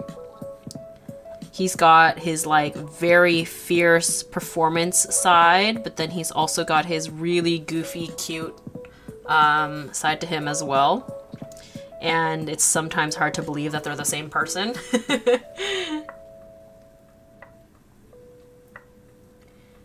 Okay, unfortunately I gotta go. There's a party that I'm obligated to go to. Thanks for having me. Aw, well, I hope that you have fun at this party. It doesn't sound like you're super excited about it because you said you're obligated to go, but I hope that it's one of those cases where you have more fun than you expect. Good news, my husband's sign, Aries, is incompatible with me. Ooh, yay. Aries are, they're known to be very fiery, very bold. Fire sign, you know. Aries are fun. I have an Aries friend. She's a riot.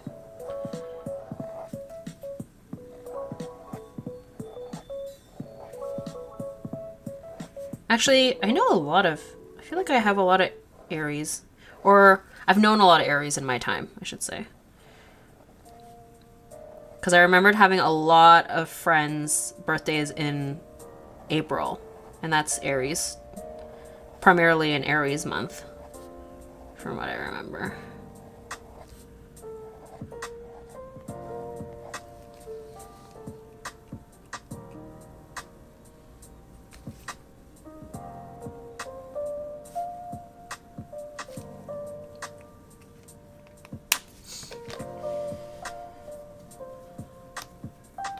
Gemini, in my opinion, are playful and curious. Ooh, that's a really nice description.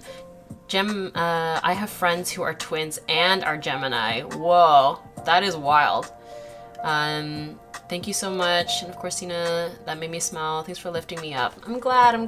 Janine, what is your horoscope sign? We can try and decipher. My partner is a Pisces/Aries cusp. Oh, interesting. I think Pisces are known to be like, wait, what? Kind of like, no, I'm thinking of Aquarius. Aquariuses are like really like unique. What is that Pisces? Pisces, trying to remember. We are both fire signs and it shows. Probably how he's able to handle me. That makes sense. I could see that. I could see that. As a fellow Scorp, I would only say we are complicated. I think Scorpios are definitely complicated. Misunderstood, I think. Because I think, like, the stereotype with Scorpios is that they're, like, mysterious and dark. But, like, so many of the Scorpios in my life are not mysterious and dark. So I think misunderstood is probably a good way of putting it.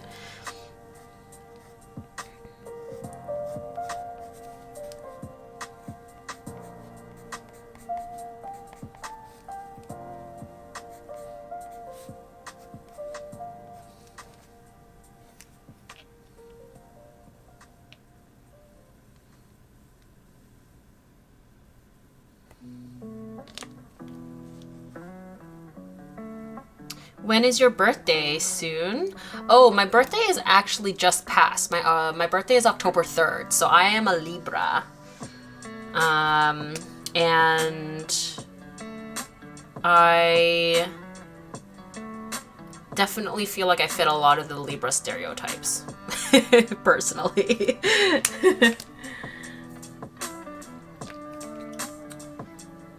Aquarius is quiet, creative, unique.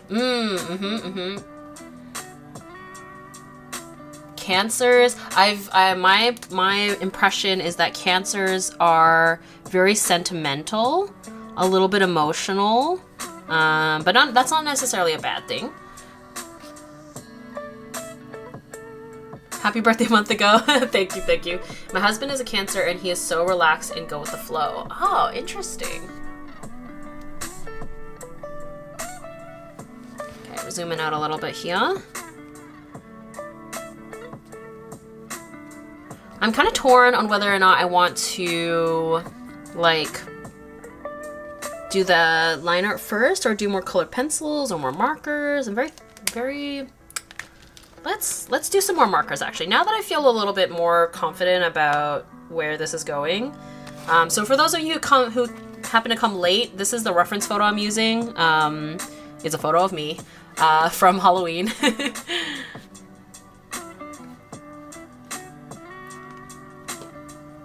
My dog is an Aries. Aw, that's cute. Sun and moon is Taurus and rising is Sagittarius. I always find it interesting when people have like double in the big three or whatever. My rising is Virgo and my moon is Leo. Which I think checks out because your, from my understanding, your moon is like who you are in a more kind of like, I think when, what is it? Moon is who you are like with like people you're most comfortable with or like with your like kind of your inner kind of self. And then rising is like people's first impression of you. And I definitely think that people assume I'm like super organized and put together, which is like I think the stereotype of Virgo. And then the Leo part of my moon sign, I feel like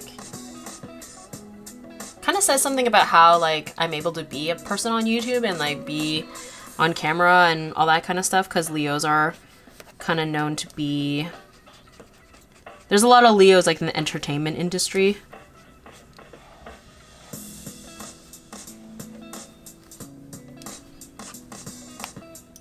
I mean, this is all in fun. I'm not like a strictly set in stone astrology type person. It's just for fun, and it's like fun to see if like things line up or not. What do you think about Capricorn people? Where do all the Capricorns hide? I don't find many, but I love their vibe. I have a very good friend who is a Capricorn. Capricorn, they get shit done. The stereotype is that they're money oriented, but I would say that they're more goal oriented or like, like strategic, maybe?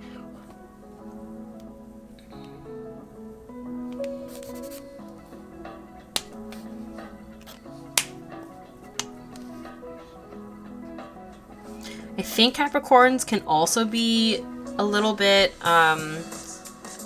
stubborn as well, because they're like goal oriented or like strategic, so they want certain things a certain way. Agreed, Cancer is very sentimental. Hubby is a Leo and I'm a Scorpio, which shouldn't work on paper, but he gets me and is my best friend. Aww, that's the ideal situation, when you and your partner are best friends. Because like, if you're spending that much time with someone, they better be your best friend. I'm an Aquarius sun and moon and Gemini rising. Ooh. Pisces are head people, very much in their head, thinking. Ah, I see it. I definitely see it. I have a friend who's a Pisces. I definitely agree. Sounds exactly like my dad, Capricorn. Oh, and you're so right about the Scorpions, misjudged, but can be shallow if they allow people to tell them who they are. Goal-oriented sounds right. I find myself feeling very lost unless I'm working towards something. I'm a Capricorn. See, isn't that fun? Isn't that fun when it lines up? But then, like, you know, you can conveniently be like, oh, that's not me, if it doesn't align with what you want.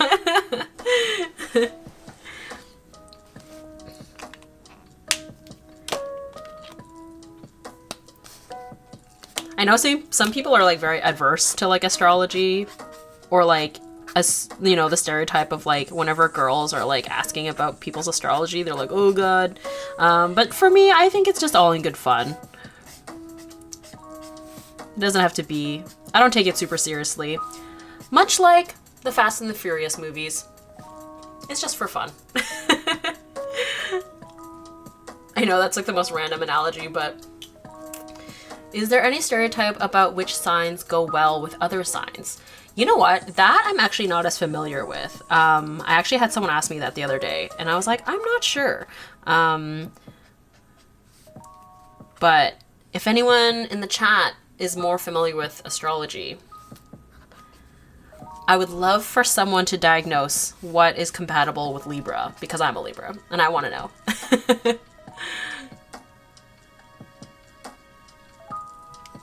Just because, you know, I'm a little curious, you know.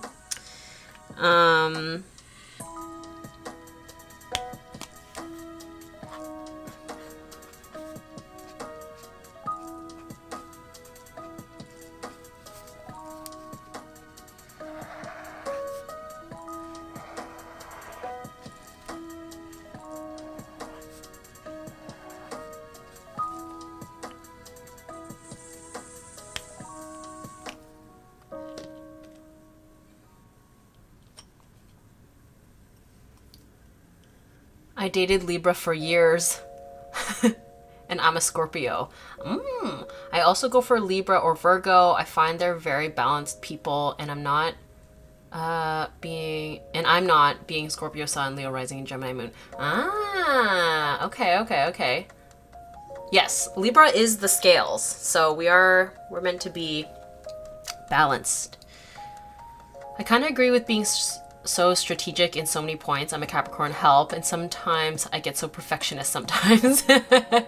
right, and then I feel like that might make you a little stubborn because you want things a certain way, which is not a bad thing. You just want to get things done in the right way. Aquarius gets stereotyped as cold/emotionless, which I don't get, but I do struggle with vulnerability, which I guess can be read as cold. Right, because people are not seeing your inner thoughts. Same, I think it's fun. I don't know much about other signs, but I'm a Pisces and the emotional stereotype is so true for me. I have heard that about Pisces, that they're emotional. Okay. What I'm gonna do is, actually, I think this is a good time for me to take a quick bathroom break. And for any of you that need to take a bathroom break, stretch, grab a snack, water, whatever it is. So I'll be right back and we will continue on with our sketch here and our astrology chat or whatever it is that we want to talk about. So I will be just a moment.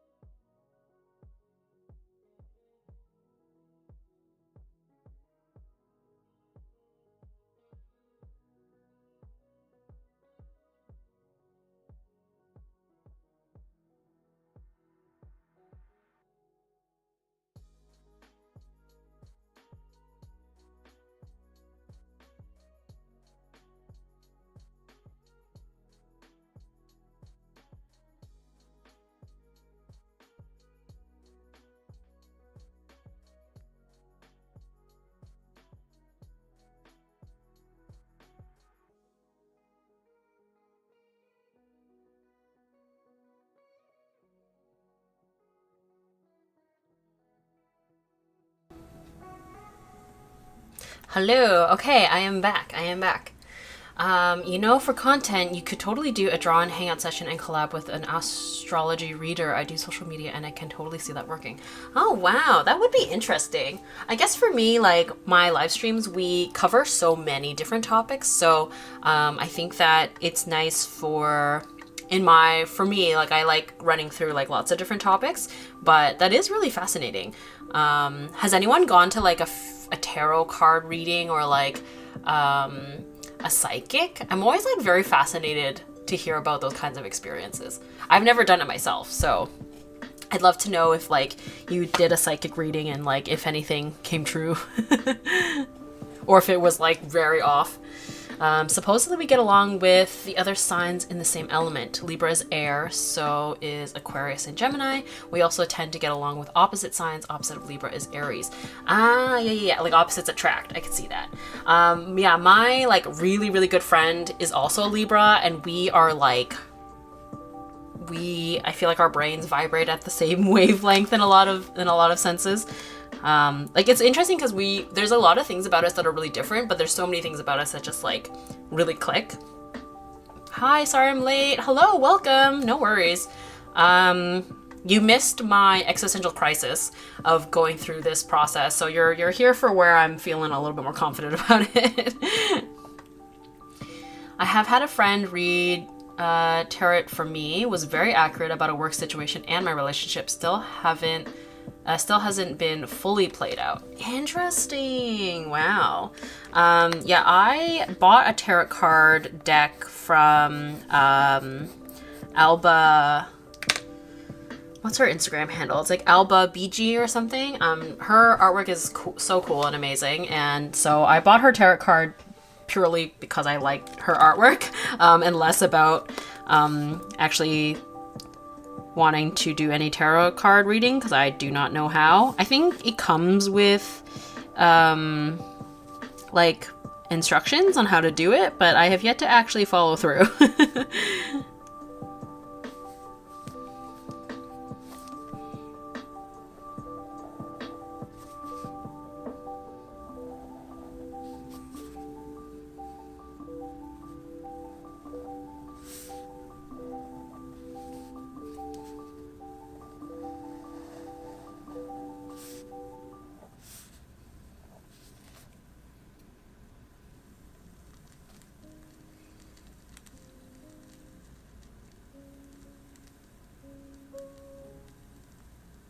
Huh, so my opposite is Gemini, my twin friends.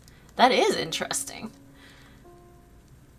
My friends and I used to read our daily horoscopes for fun. Oh yes, for like a hot second, I used to have, I think it was called Cosign or something. There was like an app, like an astrology app.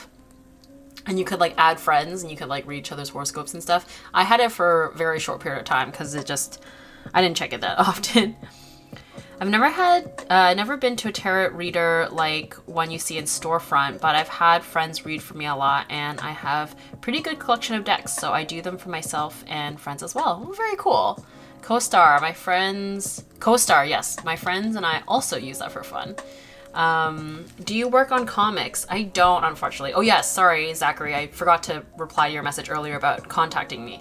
So I do have an email, like a Gmail email for like work inquiries and stuff. It should be attached to like everywhere, like my I think on my YouTube channel as well as my Instagram profile and stuff. But I do not work on comics in like, unfortunately, I don't currently work in comics. I just am not in a place to take on like super long-term projects right now. I'll never say never though. I think that like comic covers, I would be like maybe potentially open to in the future, because it's just like it would be more of like a one-off thing as opposed to committing to a whole comic book or graphic novel. But yeah, unfortunately right now that's just like not really pun intended in the cards for me right now. But yeah, thanks for the interest. I have 3 themed tarot decks, including Disney villains plus The Nightmare Before Christmas. Ooh, that's fun. Ooh, Disney villains. That'd be fun.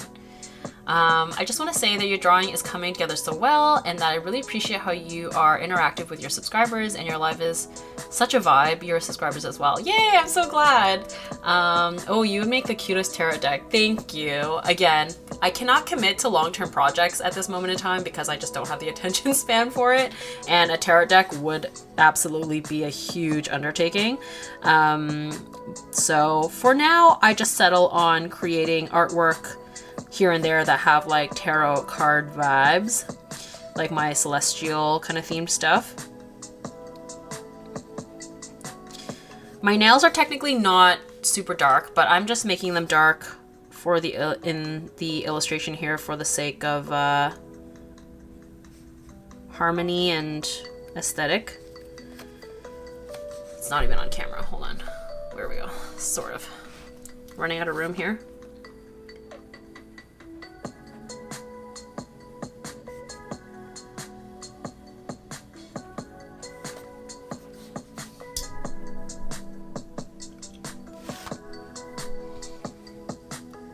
I like how tarot cards work in Phasmophobia. It was a pretty interesting way to integrate them into the game. Oh, I've never played before. I've never even heard of it, but that is cool.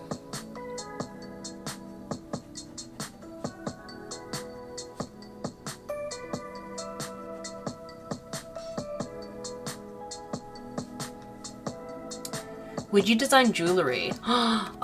Designing jewelry would be so cool. I love jewelry. That would be a dream. Oh my gosh.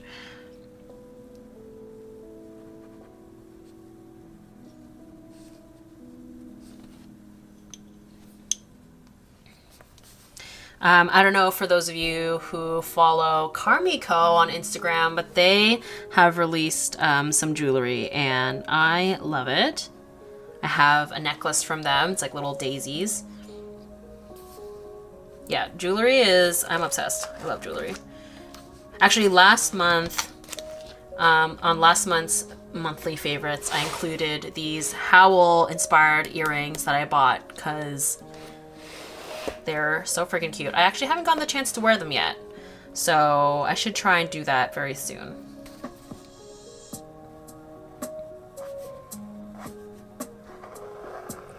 I think for the veil, it makes sense to maybe not necessarily outline everything, just to give that transparency effect.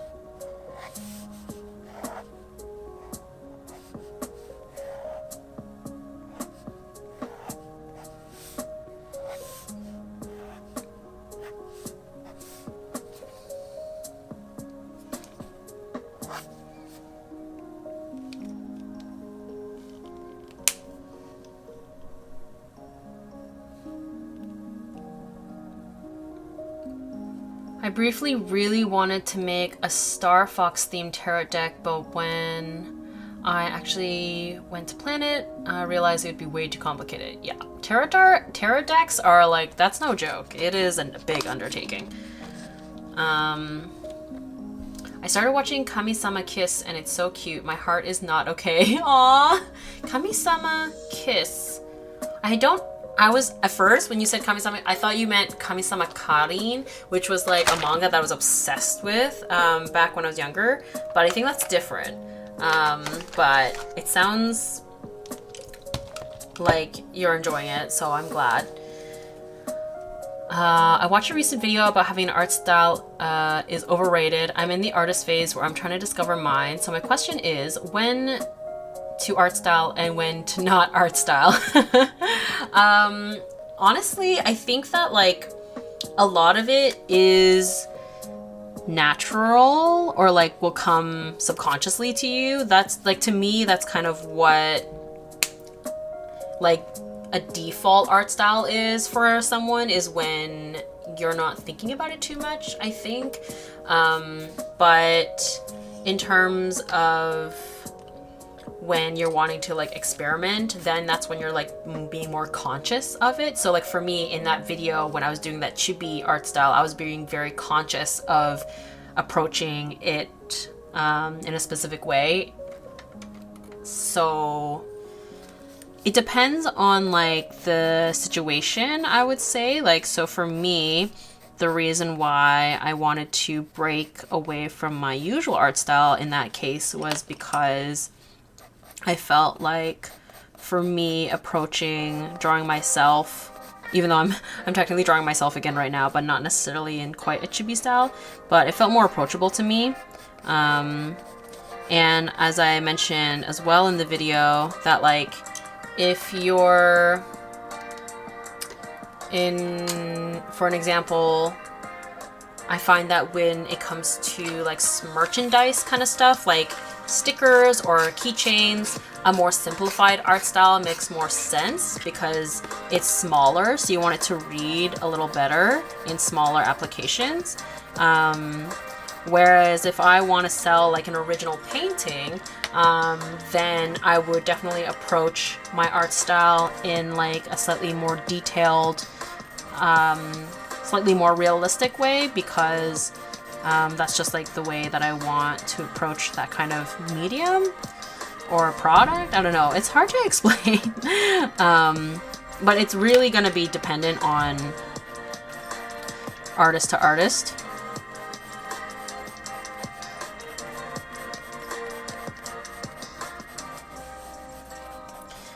But if you're in the phase where you're not even sure what your art style is, just like in that case, don't really think about it too much. Just make art that like resonates with you, and it'll come naturally as you work.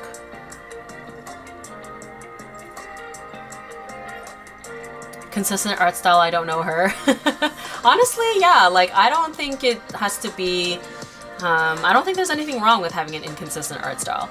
I guess like when you're working on a comic, like generally you might want to, but honestly for those of us who have read manga or webtoons, or you know, you honestly like you'll see the artists naturally progress and change their style over time when you look, because they're they're usually working on these things for like years, or in the case of One Piece, like decades.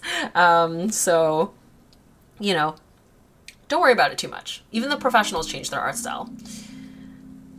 You seem to be a shoujo person, if I'm not mistaken. I actually would say I'm both. I'm not gonna lie. I think currently, in terms of like what I'm consuming a lot lately, it's probably more shonen. Like right now I'm obsessed with like Jujutsu Kaisen. I drew Zoro last month from One Piece. I'm very new to One Piece because it's like such an intimidating thing. But yeah, and when people ask like, what's your favorite anime? I usually say Full Metal Alchemist Brotherhood, which is also shonen. So, but I love shoujo too, like Sailor Moon, Cardcaptors, Nana. So yeah, I'm definitely, you know, again, back to the Libra thing. I like both. We need the balance. Are you a fan of spooky movies? I'm a fan of Beetlejuice themed, or not Beetlejuice themed, Beetlejuice realm type spooky. So not like true horror movies. Like I'm not watching The Grudge or anything like that. That happened with Bleach. The art style at the beginning is very different. Yeah, exactly, right? Also, I love Bleach. Oh my gosh. Has the new season dropped yet? I'm obsessed. Okay. I'm getting distracted. So yeah, I'm using like a peachy color to kind of bring out the skin tone again to get the effect of the transparent material.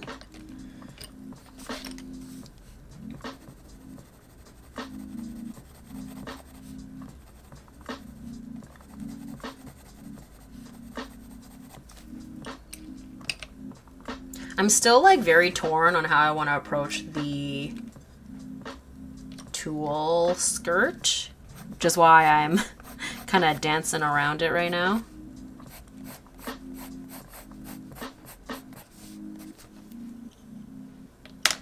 I feel like I want a different color from this.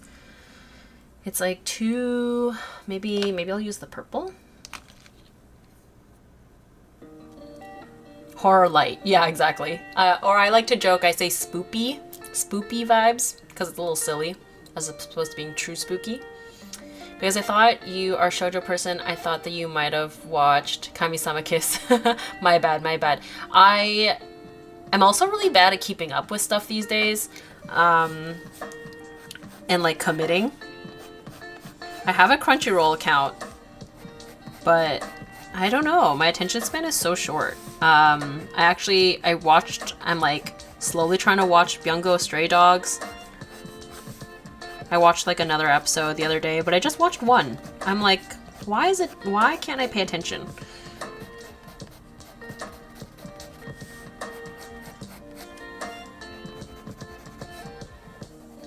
I'm also not even caught up with Jujutsu Kaisen. I've been like trying to watch it with my friend, so I'm very behind. But I've seen all the memes. We're all Nanami girls at this point. I mean, I've been a Nanami girl since like day one, so.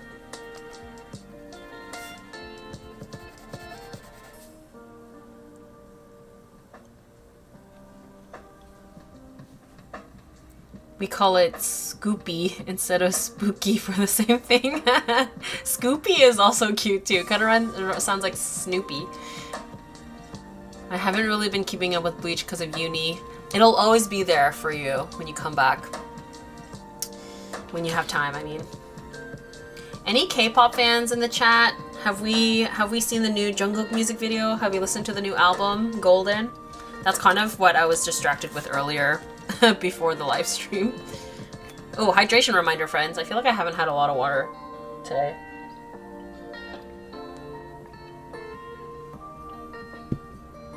Okay. I'm not gonna lie. I'm kind of over this for now. So I think what we're gonna do is I'm gonna actually move on to the next thing on the page, which is I want to work on, actually speaking of K-pop, I want to work on XG. So there's this Japanese girl group called XG, and I'm obsessed. So that's what's going to be on our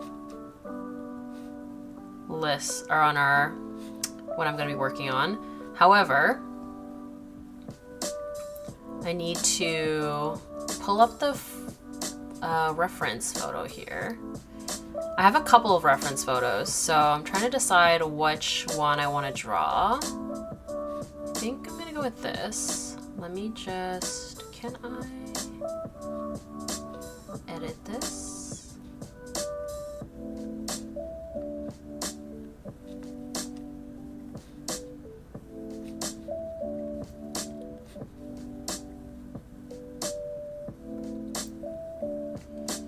Next year is my last year and I don't know what I'm gonna do after I graduate. Oh, that is exciting though. I feel you on not knowing what to do though. That is intimidating.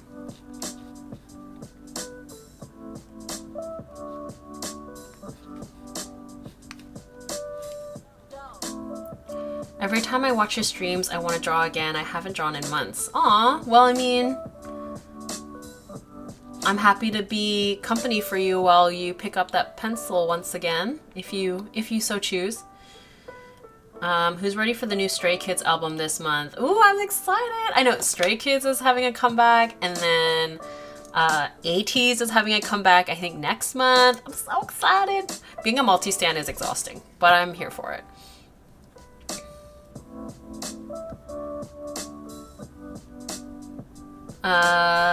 Can you tell me about the anime you mentioned a few times, Ouran hosts? Yes! Yes! Especially if you're a shoujo fan, Ouran High School Host Club. It's a classic. I love it so much. It's very fun, it's funny, little campy, the art style is super cute, I'm obsessed. Okay. Sorry, I'm getting distracted. So something I want to try and do is actually pull up the reference photo for you guys. So let me try and do that. We're trying new things today, because I think, especially because sometimes some of you are drawing along with me. So, did I do it right? Oh my gosh. Hello? I think I did it. By golly, she did it.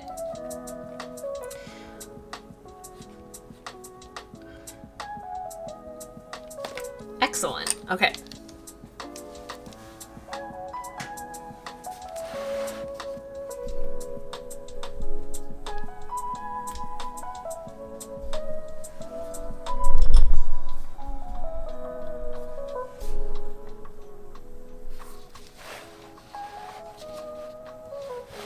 Oh wait, we want it to be like this.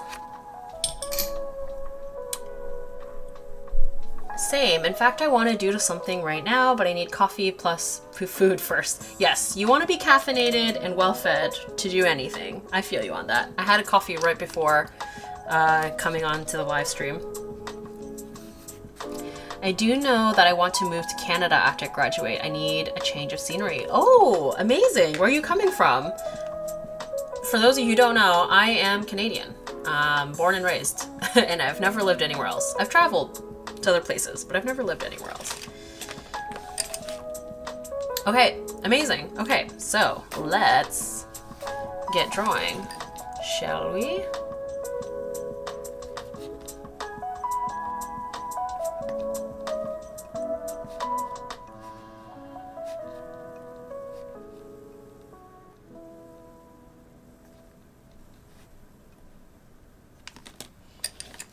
Okay, so what I'm drawing is, I'm actually not sure what her name is, but this is a member of the girl group XG. And I'm obsessed with their song New Dance, but I do really like a lot of, like, I like all their songs basically. But this particular thing that I'm working on is from their music video Girl Gang, where there's a bunch of scenes where they are like supernatural creatures essentially, and this member is like a siren mermaid thing, and she looks so cool.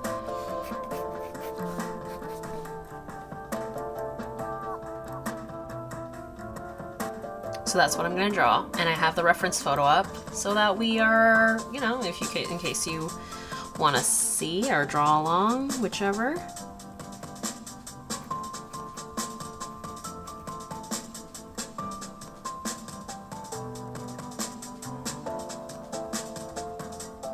I also got some new Holbein watercolors to play with. They're the pastel set. Ooh, that is so exciting. I bought the Holbein I bought the Ghibli, oh my gosh, words. It's so hard to talk and draw at the same time.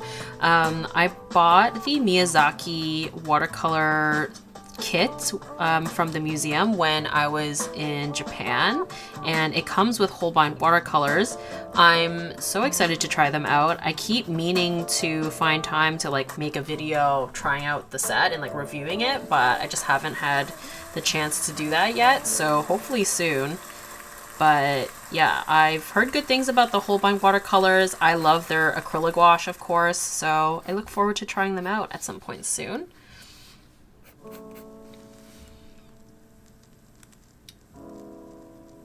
I live in the southern part of the US. Ah, okay, yes. Be prepared for winter in Canada if you come.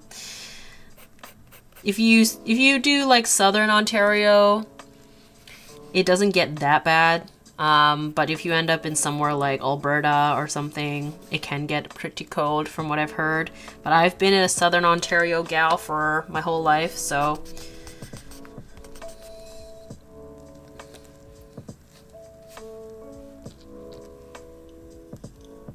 I wish I could go to K-pop concerts, but I live in Florida. Aw, I'm sorry to hear that. Yeah, Toronto is definitely like the place to be in Canada for concerts, but so often K-pop artists don't even come to Canada at all, which is a bummer. I'm very thankful to have been able to go to some though. Hopefully I can go to more. Hopefully. I'm waiting on those set lists, not set lists. I'm waiting on those tour dates for, I really want to see 17 again. Stray Kids, ATs. That's like the top of my list right now. Do you plan your monthly faves in advance or do you just go with the flow? I usually make a list of things that I want to include, and then from there it's like kind of go with the flow. I sort of like pick two kind of main things to focus on and then sort of like build out from there. Like this initial drawing of me as Lydia for Halloween, like that took up like 1/3 of the page, which I wasn't expecting. So, which kind of means I can't really fit a lot else. I also knew I wanted to draw the girl from like one of the members from XG as well. So those were like the two focal points. And then from here, I'll like have to make, adjustments to what else I include to like fit on the page and what will like with like color palette and also theme and how it'll fit.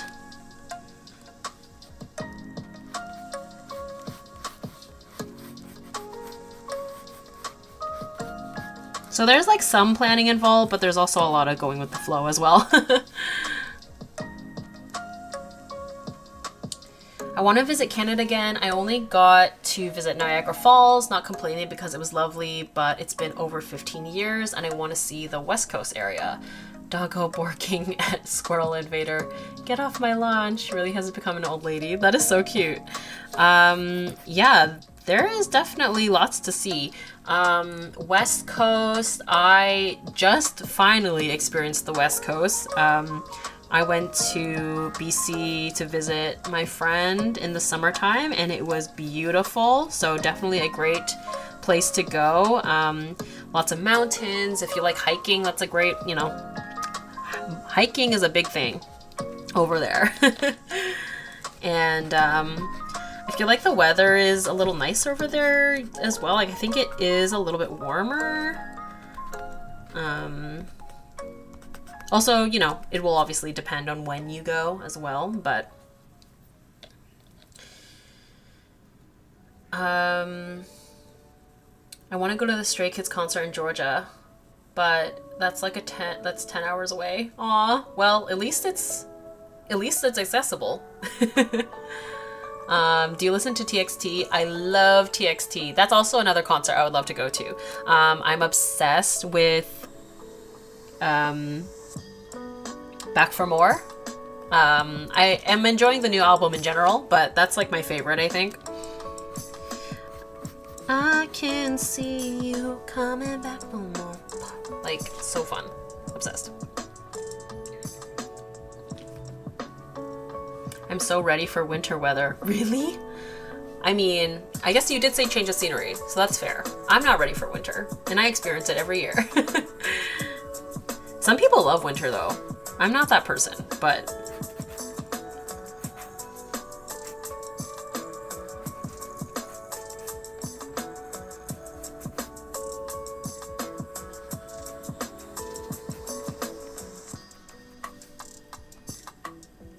I think in the case of this, I'm actually not going to be super concerned about capturing her exact likeness. It's more about getting the mermaid vibe, I think.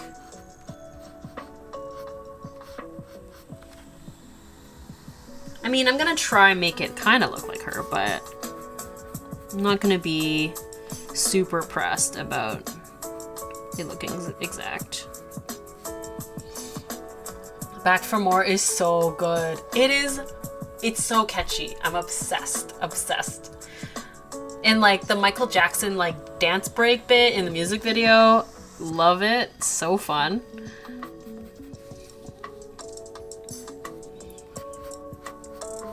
I know people have like mixed feelings about like the wet hair look as an aesthetic, but I honestly like it when people can pull it off. It's a flex, that's for sure. I definitely do not look good with wet hair. But especially in this case, obviously, it definitely makes sense. But I know like in like the drag race world, like for drag queens, people feel like very strongly about it either way. I like it though, actually. Not everyone can pull it off though, I will say.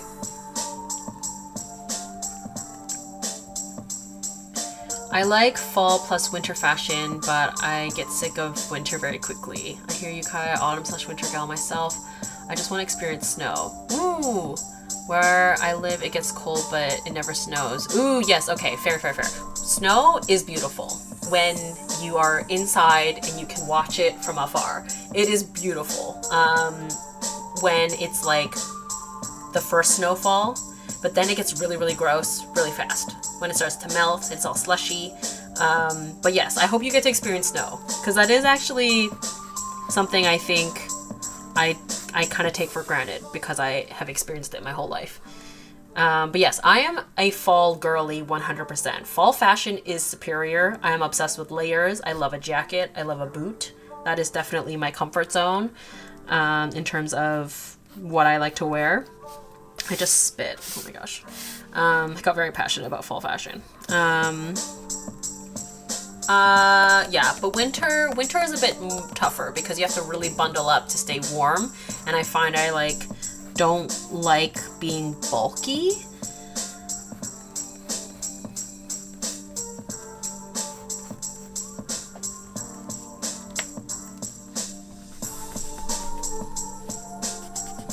You know, I thought that drawing would be really challenging with these nails, but I really am getting used to it.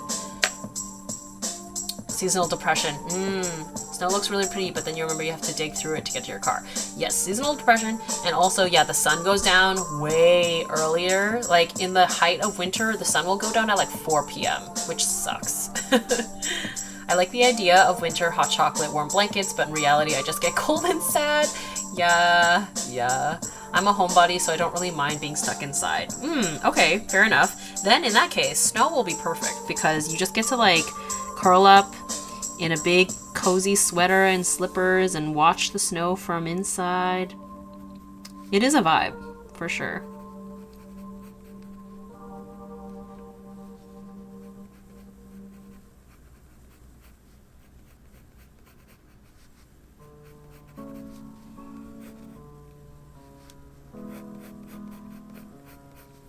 Oh, yes. Okay, here we go. I was like trying to figure out what was going on with like why I couldn't get it to look like her, and now I figured it out because I feel like I needed to make her lips slightly poutier, and then her chin, her face is like really petite, like more rounded and small. So like decreasing the length of her chin, I think really, because her face is quite like petite.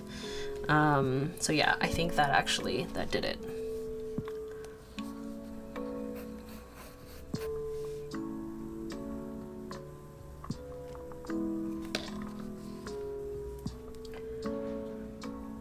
Where is the damn sun? Your sketching is beautiful. Thank you so much. I love cooking with nails. It's not good for some reason. It motivates me more. I see that has actually been the most challenging, cooking with these nails. Yeah, that's interesting. I think maybe because I hate cooking already. So like when there's an extra hurdle attached to it, I'm like, oh my God. I do think that's been the most challenging. Or like tying my shoes and stuff, like I have yet to like really try to put jewelry on. I think that's also going to be a really big challenge, which is really sad because I love jewelry.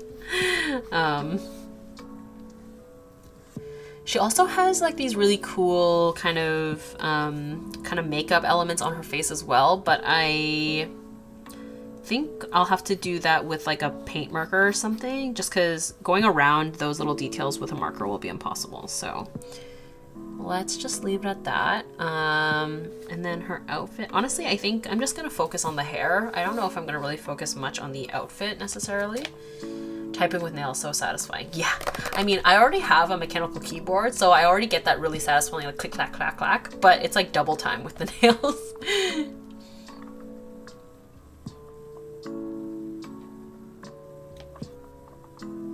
Necklace clasps with nails. Exactly. Like necklace clasps and bracelets were already so hard without these crazy nails. I don't know.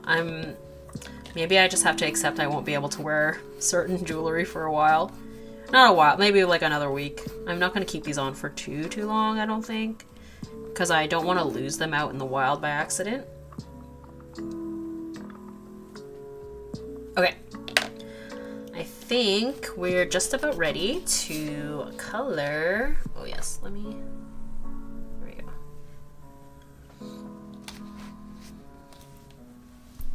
Zoom you in a little bit more. There we go. I have naturally long nails, so I never thought about the struggles.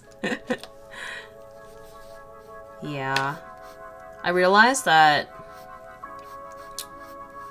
I was also like taking my contacts out in the incorrect way. Now that I have these crazy nails, like the contacts, I have to use like a tool to take them out. She is so pretty. Isn't she? Ugh. Yeah, she is stunning. And I'm obsessed with all the different like supernatural mythical creatures looks in this music video.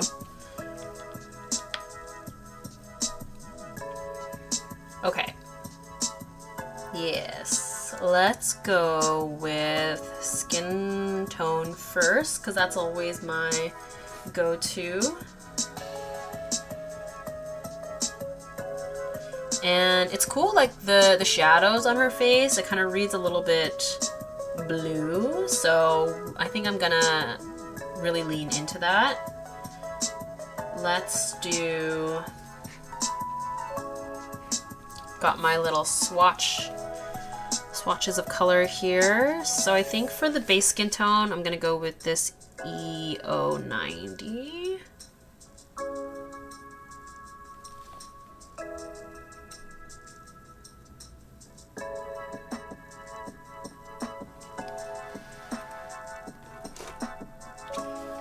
And then for the shadows, maybe this one, B120.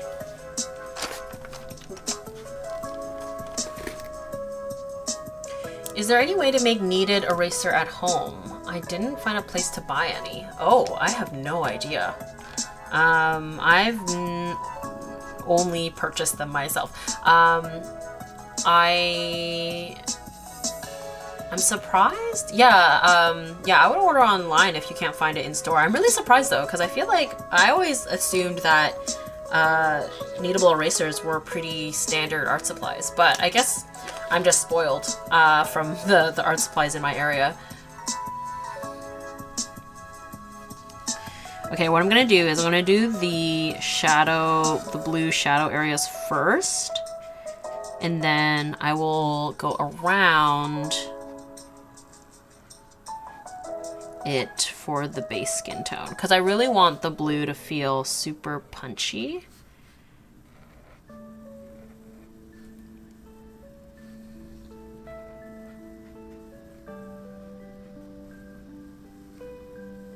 As opposed to like going around, or no, layering it.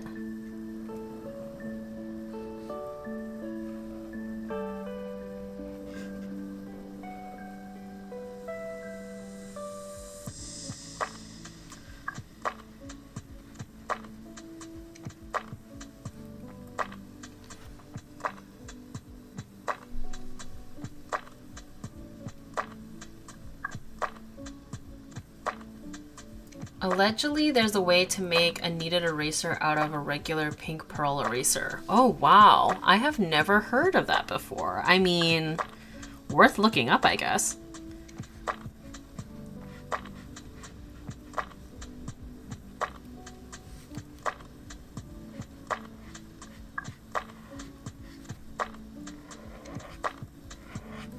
Yeah, I'm not sure if I've ever actually been to an art supply store that didn't have a kneadable eraser. That is really surprising, but again, I'm just spoiled, I guess.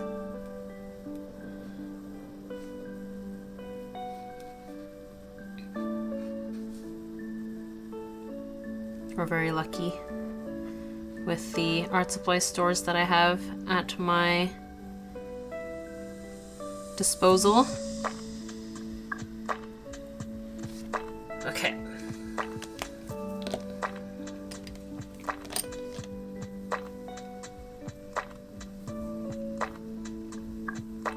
What colors did you use for the other girl skin? I like it.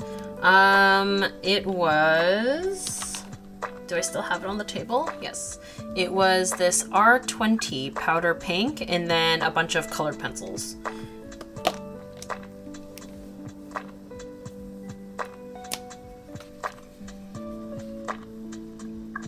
Okay, now we're gonna do this color. This is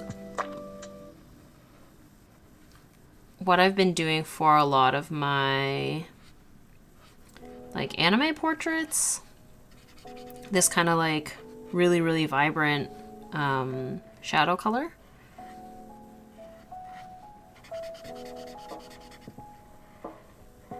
I have like a couple of YouTube videos kind of talking about the process. I did a portrait of Yuji Itadori from Jujutsu Kaisen.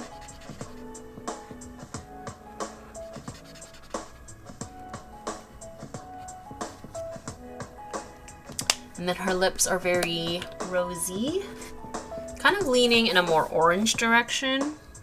But for the sake of color harmony, I think I will go ahead and use this peachy color that I used for the veil on the Lydia portrait, just for, yeah, trying to like tie in the colors together.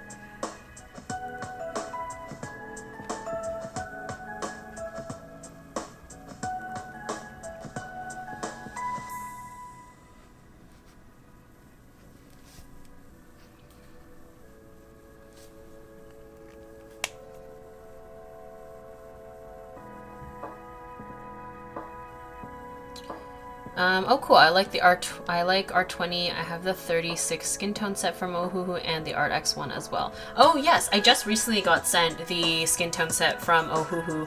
I'm not using it today just because I have a lot of other ones right now, and I knew that the color palette wasn't going to lean that earthy. But yeah, Ohuhu is great. I think their skin tone selection was like pretty good, like it was very varied.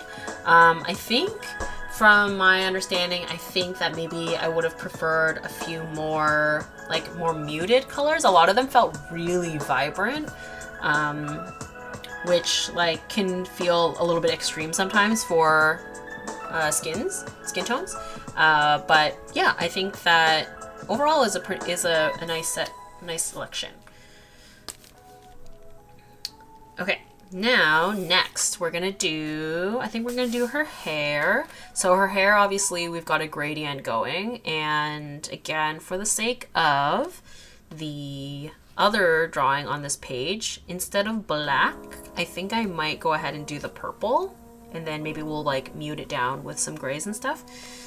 And then for her root to like transition color, I think maybe we'll go with, I think with that, maybe I'll use warm grays. It technically is like a platinum blonde, but I think the warm grays will really work well here, like these here. So the W01, W3, WG4.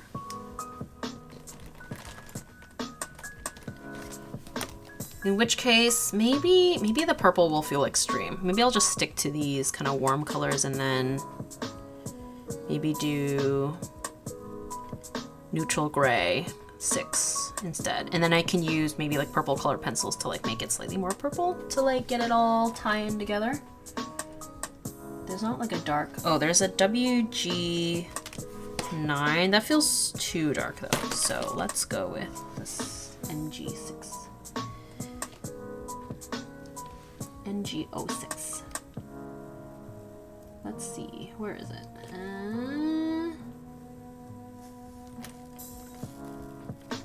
Hello? There it is. There we go. That's what we're gonna use for her hair. Tina, are you familiar with King Art Supplies? I don't know if they are sold in Canada. King Art Supplies. I don't think I am, actually. Tina, is that a render sketchbook? Does the marker bleed through when you with spreads like this? This is the render marker sketchbook. So I've heard that, unfortunately, there is some variances from version to version in terms of like how bleed proof it is. My version is like not perfectly bleed proof, but pretty good. So you can see there's little specklings kind of throughout. And so what I end up doing, because I don't want certain illustrations to have this speckling, I like skip pages and then I'll do like paint markers or something else in here that doesn't bleed through. But you can kind of see this side as well. There's some speckling here, which is like pretty impressive considering like how marker heavy I have gone in like some of these pages, like especially, wait, let me zoom out. Zoom out. So as we can see, this like Gojo Ghetto drawing at the bottom here, like especially on the shirts, like I used so many layers of like really dark saturated markers, and like the speckling is there, but like when you compare it to a lot of other papers, it's like pretty good, but not perfect, unfortunately. That is a massive swatch book. I know. It's so satisfying though, right?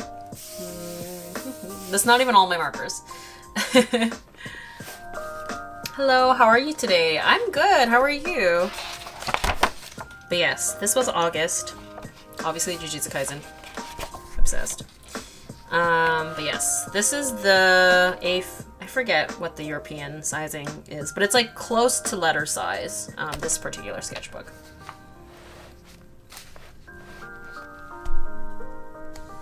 But yeah, so this is the render. This is the Ohuhu marker sketchbook. This one, so for example, you can see like this has like way more bleed through, which is fine. Like especially a spiral bound sketchbook, I don't use the other side. But when it comes to like the render one, I wanted to be able to do like double sides because it's like the perfect bound. Yes, I made it. Hello, welcome. Also cute haircut. Thank you, thank you. I am glad because I cut it myself. And I was like, oh, I want to go like super baby bang vibes. But I was like, when I cut it, I was like, I look like Lord Farquaad. Which was not the intended vibe. When I have my hair down, it's less Lord Farquaad-y. But yeah, anyway. Thank you. Okay, that's pretty impressive. I have one in my shopping cart to try out, and I just mostly markers. Yeah, honestly, like, it's pretty good. I really like the sketchbook. I also find that the markers, like, lay really nice on it. I just love the way that it looks. It has this, like, slightly, like, it almost reminds me of, like, a photo grain on it. I don't know how to explain it, but it's just really nice. I really like it. So, as an example, for pages that like, let's see. Yes, okay. So for example, like on this one, so I have like a 6 fan arts thing on this side. And then, so on the opposite side, I just did like black and like just black marker pens and stuff, so that it wouldn't speckle onto the other side. And then same with this page. This one had another 6 fan arts on this side, bunch of speckling on this side. So I used Posca paint, like Posca and Molotow, like acrylic paint markers, because they are opaque, but they also like don't bleed onto the other side. Does that make sense? So you like, I just find other ways So basically I just like commit one side to being alcohol marker heavy and then the other side to being something else. Obviously if you don't mind the speckling, then that's perfectly fine too. But yeah, when this sketchbook is done, I don't know when that will be because it takes me so long, but like it's gonna be a really satisfying sketchbook tour. Yeah, so look forward to that. I don't know when that's gonna be, but it's gonna be good.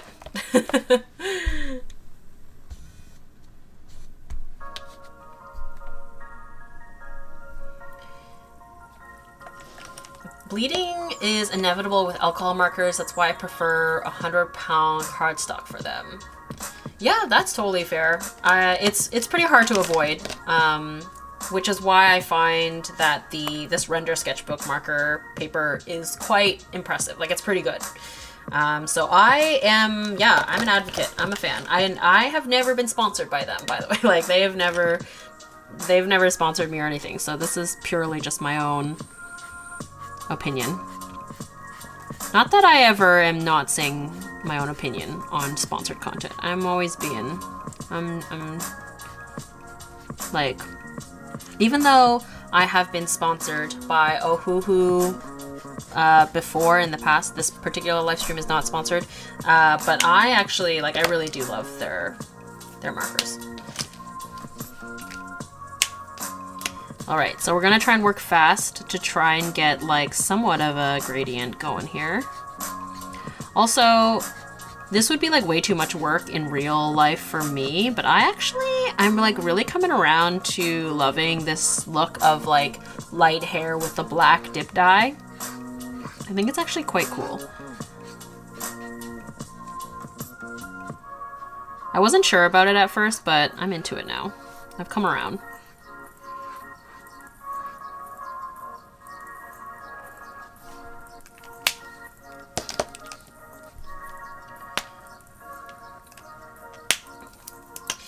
In a perfect world, I would love to have a split hair dye moment.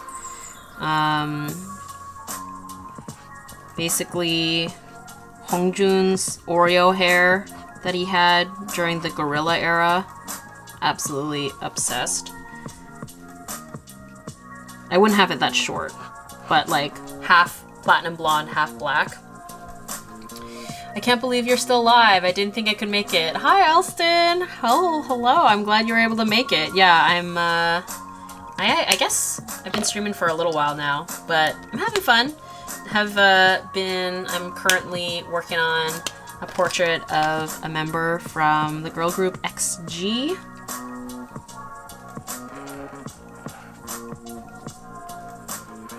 Because I've been listening to them a lot lately.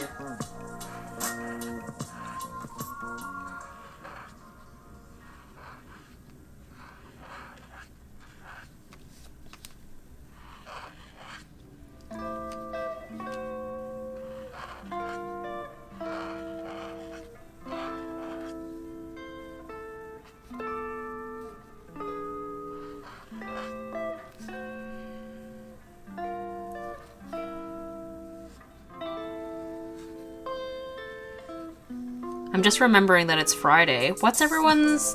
Do people have Halloween? Not Halloween. I'm still... My brain is still, like, wishing we were in Halloween mode. Does anyone have weekend plans?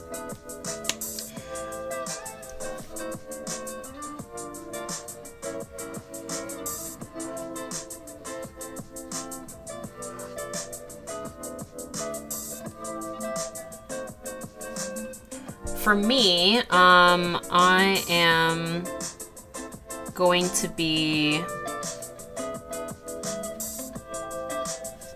going to a Jimin from BTS cup sleeve event tomorrow, and then later on that day I'll be hanging out with my one friend. She just came back from a trip from Europe, so I'll be catching up with her and hearing about that.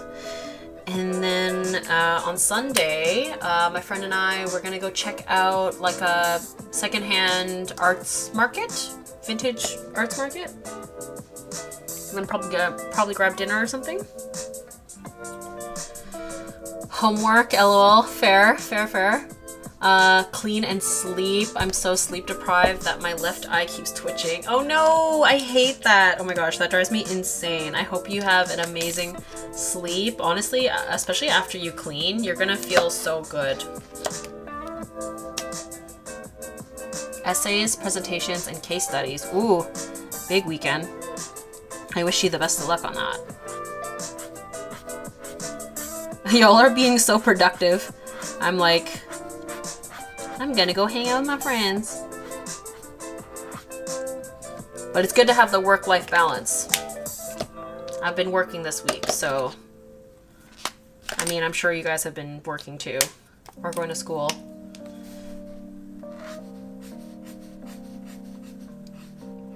Okay, this is a new discovery. I am obsessed with these warm grays as a hair color. Hello? Oh my gosh, it's so nice. I'm for sure gonna have to like draw another character with this hair color. It is, I am really into it.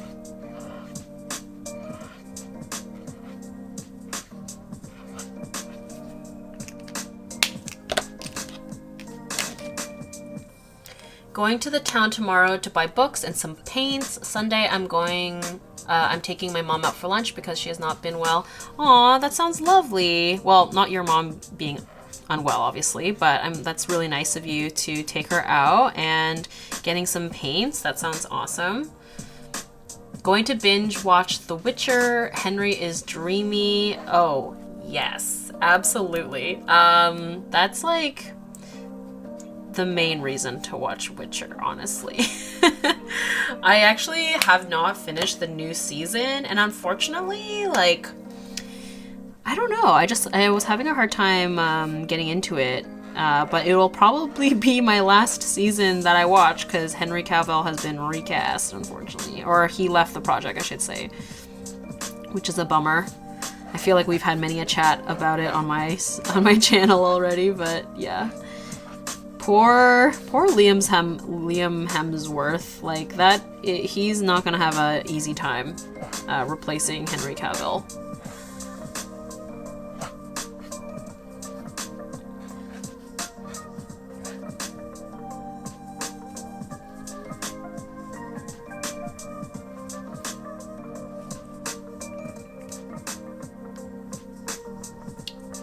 I am obsessed with how this hair looks. It's so fun.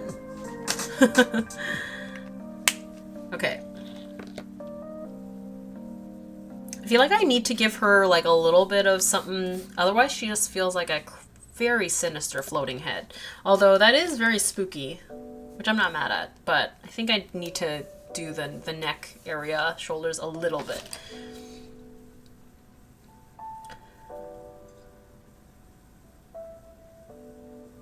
Guys, please, how do you survive when you have a bio test on Monday? I believe in you. I feel like you should have one rest day and then one day that you study. Or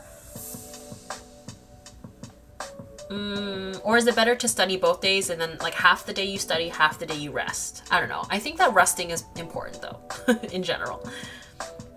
I can attest to sleeping well after cleaning. This is my 3rd week deep cleaning and organizing. Oh my gosh, good for you.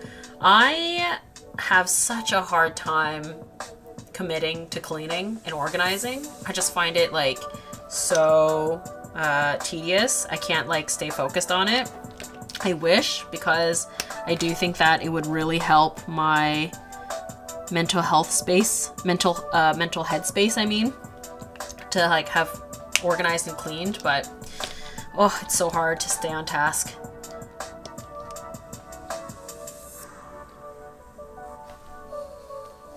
I always chill with my boyfriend on Saturdays, but nothing special. And yes, Henry is a hunk, but I'm still on season 2.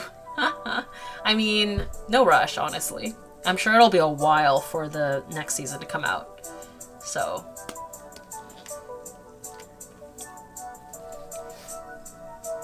LOL, floating head is very on Halloween team. Same, this will be my last season because without Henry it won't be the same. Honestly, right? I do not miss biology. Yeah, for real. I don't miss school in general. Oh my gosh, good for you. Godspeed to all of you in school.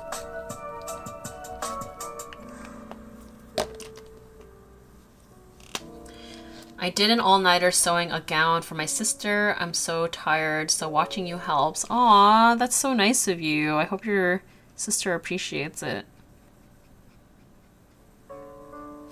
Also happy to provide some relaxing content. I think I've been pretty chill today. Maybe not at the beginning, but I've been pretty chill today. Not as unhinged as I have been in the past, I think.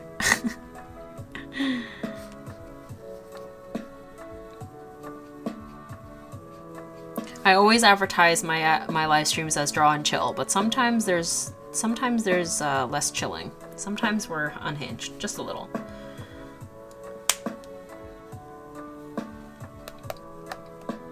Okay, and then her little mermaidy fins. That leans a little bit more purpley, so I think I might go with, there's these really nice like purple grays at the bottom here. These RG, they're red grays apparently is what they're called. So I think I'll go with that. Red gray. Red gray. Let's see.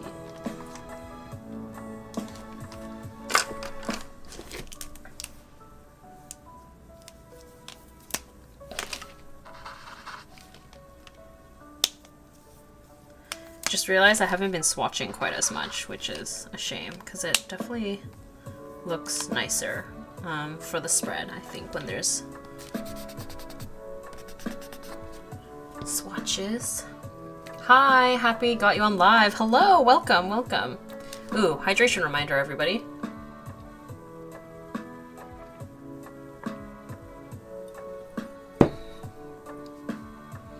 I just voted mayoral election. Oh my gosh, good job. Yes. Voting is very important. Oh my gosh, I can't believe I forgot. This is totally off topic.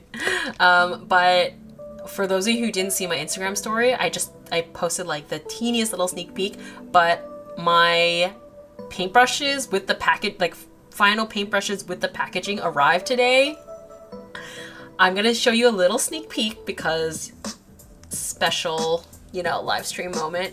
I haven't actually even opened yet, so I'm gonna film that like on an actual video unboxing thing, but as just like a special preview, we'll look at the outside.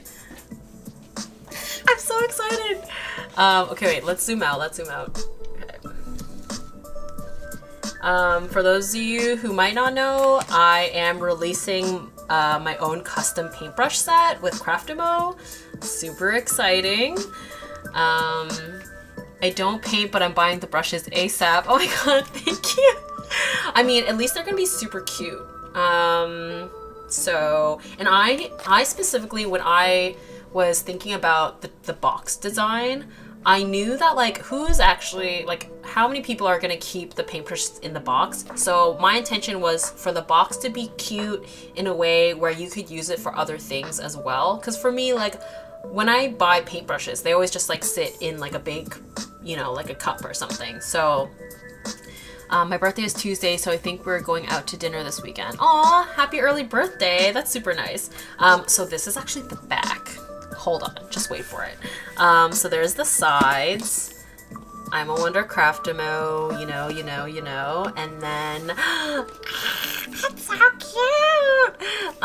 Okay, the colors are a little bit warped on camera here, but I'm not ready. But yeah, I'm so excited. Yeah, I think that it's so cute. Yeah, the pink, the wrap. I love the wrap. I'm here for like a wrapped detail. I wanted that. Cause I remembered, I think some boxes, like it's like disconnected, like it's different artwork on the top and the bottom, but I really like when it like wraps all the way around. So I'm going to display the box. Oh, thank you. Take my money immediately. Yeah, so I have the link in the description. It's not available yet. the official launch day, I now can say, is December 1st. There is a link in the description where you can hit the notification button to get emailed when they drop, but December 1st. I don't think we picked a time yet, but it'll be December 1st. And I will have a lead up videos. We're going to do like an unboxing video. We're going to do like a demo of me painting with them video. I think I'm going to do a live stream too, leading up to it. So November will be a very paintbrush heavy month. And hot tip, they're going to be discounted for the first week when they drop, and then they'll go up in price a little bit. So you definitely want to buy them within the first week. So get your coins ready for that first week of December if you want them. No pressure. You don't have to buy them. But anyway, I'm very excited. I'm not even going to open them because I think that'll be more fun in a YouTube video. But I wanted to show you guys because I'm super excited. And I think that the box itself will be great for storing other things. Maybe it can be, you know, your sewing box. Or store other art supplies, or makeup, trinkets, whatever you want. But yeah. Also, my mother-in-law is taking me to Portsmouth Book and Bar, which is exactly what it sounds like, a bookstore with a bar in it. Oh, that sounds amazing. A bookstore with a bar in it, that, to me, sounds like the perfect place for a meet cute, you know, if you're trying to meet someone. Also just, you know, sounds like a great place to like hang out and chill, and sounds lovely. Oh, put one aside for me. Yes, yes, yes, yes. Well, that's Christmas for me sorted. Yay. I gotta admit, I was hoping for Momo when you said you were doing the painting on the front, but this painting is amazing and perfect for the box. Get into it. Yay. Yes, I was also really torn about whether or not it was gonna be Momo themed or not. Just because she's like, you know, my like avatar, like my icon, and I brand a lot of stuff with her. But when I was thinking of like the color scheme of the paintbrushes, I feel like pink and blue is like such a prominent color palette for me, and Momo's character design has like red and like navy like really prominently as well. So yeah, I was really torn about that, but I'm happy with where we landed. More Momo art in the future though, I promise. Actually, perfect date spot. How many doubloons will those cost? They will be, what is it? I think the launch date price is 55 USD. I'm pretty sure. And then I think they'll go up to 60 after. So like, it's not a huge discount, but like, you know, $5 off is still $5 off, right? If I'm remembering correctly. It's something like that. And like, I know that seems, maybe that's like a little bit pricier for some of us, but like, for those of you who've been watching my channel for a while, I like was sent a Craft Demo brush set like years ago, and I still use them, like, and I use them all the time. So the brushes really do last, and they're super versatile. Like, I have tested them out with acrylic gouache, regular gouache, acrylic inks, watercolors, so they're like very versatile.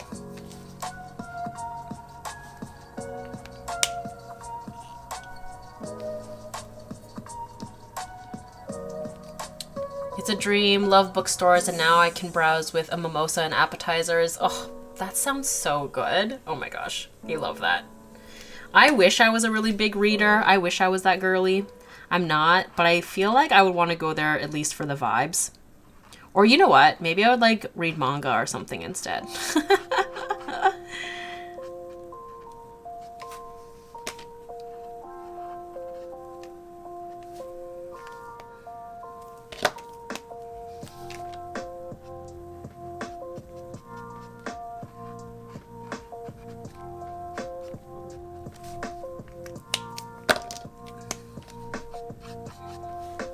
Okay, I think what I'll do is I'll also use these red grays for her top. I think we're just gonna do really minimal. I'm actually also debating on like giving her a container.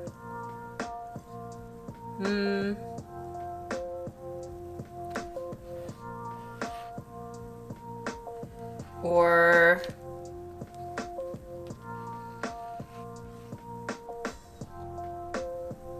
I'm so torn.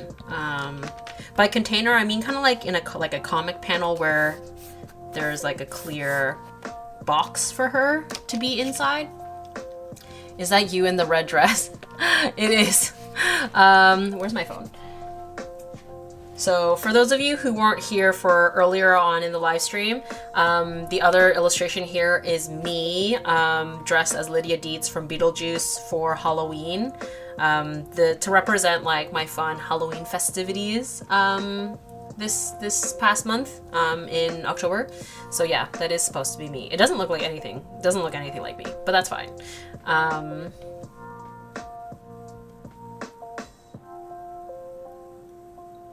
Harvey Chan, we love her. I mean, admittedly, I actually don't know all of the XG members, like their names, but I am obsessed with them right now, like their music and the like costuming for the Girl Gang music video was so freaking cool. New Dance is my favorite song right now by them, but the aesthetic of Girl Gang is like chef's kiss. Your photo and your drawing look amazing. Thank you so much. Can I be honest? I watched Beetlejuice for the first time recently and I didn't get it. LOL, the couple was gorgeous though. That's fair. That's fair. I do think that it is quite weird. Like, it is a weird movie when I think about it. So yeah, that's totally fair. I appreciate that you watched it though.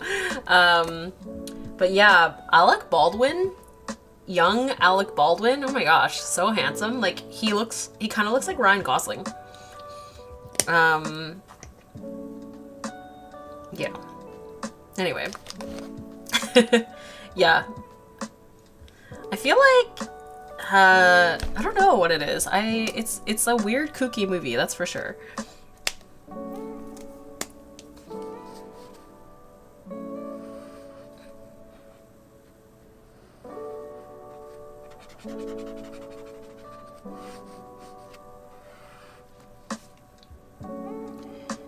Oh, I should zoom you guys back in now that we're done with the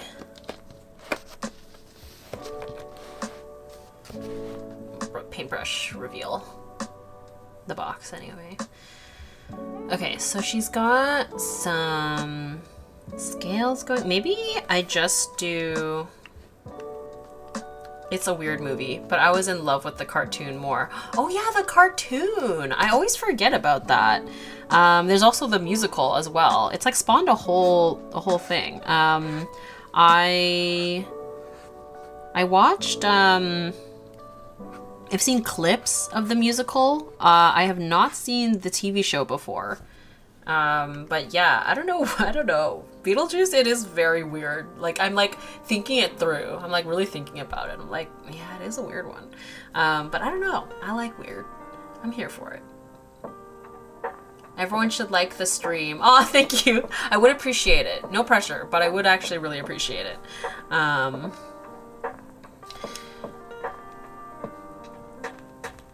watched From Dusk Till Dawn on Halloween. It was a wild ride from the start. I haven't seen that one. But I haven't seen BJ in years. BJ. Beetlejuice. Yes, I mean, if you ever decide to revisit it, I hope you enjoy it. Since we're talking about wacky horror films from the 90s, I mean, maybe I should put that on my list for next year, because I'm here for the wacky ones. Last year, my friends and I watched Practical Magic, and that movie was a fever dream. Like, it is super weird and like so nonsensical. But it has Nicole Kidman and Sandra Bullock, and the fashion is amazing. The witchy 90s fashion is like so good. and they both look amazing. But I was like, what? Like the whole time in the movie, I was like, what is happening? That's my jam, Practical Magic. It like, people love that movie, and so I was like really looking forward to watching it, and I was like, the whole time we were just so confused, but it was very entertaining, extremely entertaining. Yeah. I kind of like her being a floating head, honestly. I think just like kind of adding in the little bit of the shadow and like the impression of the top part here kind of helps, just like, and also, yeah, the Halloween vibes. So I think I'm just gonna like continue to render her as is. So first, let's do some line art, or actually, I'm kind of feeling, maybe I'll just do colored pencils. Let's see. Well, definitely fine liners for her eyeballs. 90s fashion can be hit or miss in hindsight, but I love the vibe. Yes, absolutely. Not everything hits, for sure. But the stuff that does. Like, in my most recent YouTube video, I kind of did a little bit of like a lookbook thing with, I did Wednesday, which is new, that's not 90s. I mean, there is a 90s version, obviously. But for my lookbook video, I did the updated new Wednesday, and then I did Buffy the Vampire Slayer, and I did The Craft. Obsessed with the fashion in The Craft. Oh, like, yeah, anyway.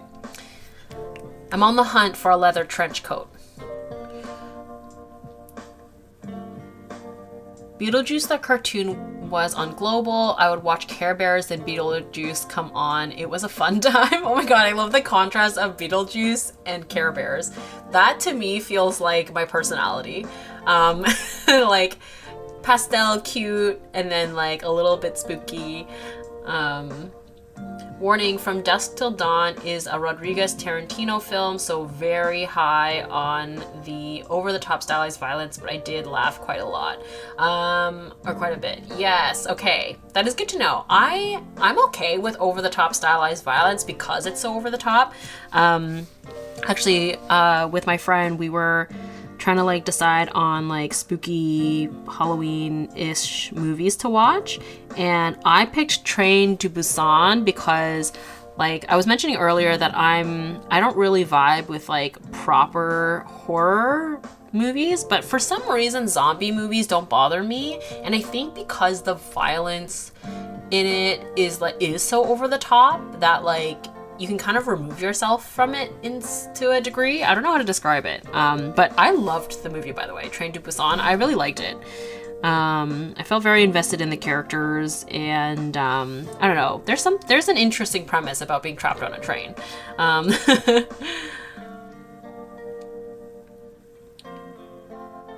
But yeah, Vampires in Mexico. Let's go. Oh, okay. Now I'm extra intrigued. Vampires in Mexico. Okay. I mean, some of you might know, I tend to love a vampire vibe, vampire media, for some reason. Wow, I just realized in 5 minutes behind the live, I'm 5 minutes behind the live, which is why all my replies have been delayed. Aw, sorry about that. Maybe because like there was an ad or something. I'm not sure.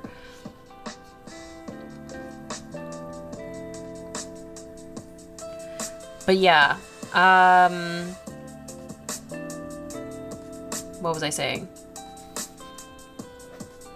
Oh yeah, Train to Busan. Really enjoyed that one. Yes. As well, last year we watched, I just realized, are we in focus? There we go. Last year we also watched Interview with the Vampire, which I also enjoyed. I still haven't seen the TV show, which I've heard a lot of people enjoyed. Like the new Interview with the Vampire TV show.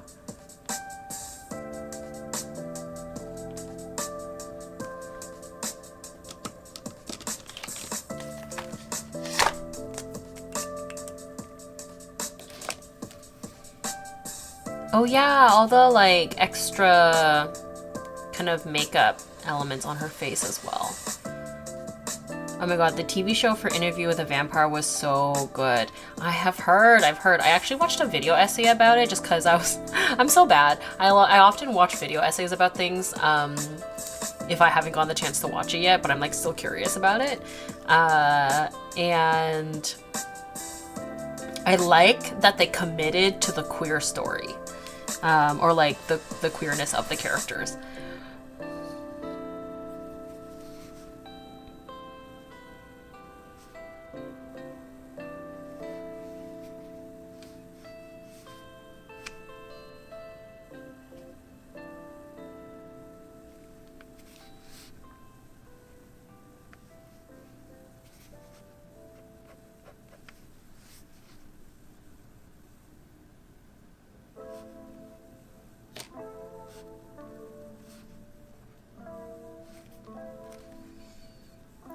There is a new Interview with a Vampire TV show. Where can I watch it? Yes! And like, people have said that they really enjoyed it.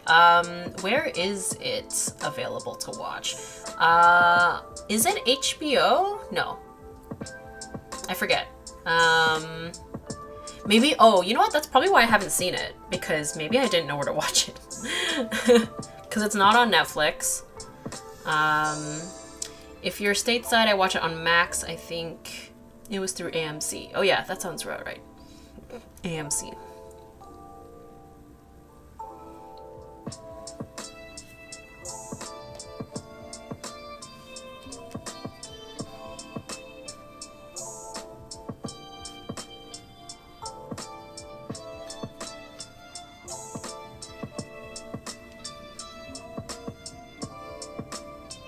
Okay, I'm not gonna lie, I am obsessed with the shape of her mouth that I drew here. It's very, like, perfectly pouty. I'm gonna give myself that. I really like how that turned out.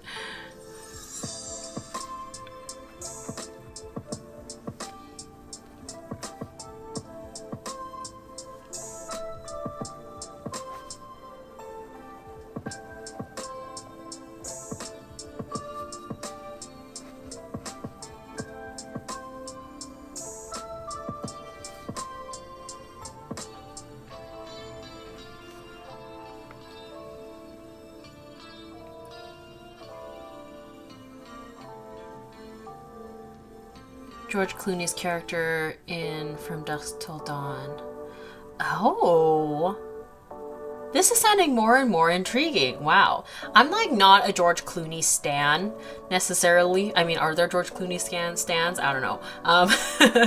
But like, I'm surprised I've never heard of this movie before is like what's my intrigue, I guess. Sorry, it's on Apple TV if you're not in the States. Ah, okay.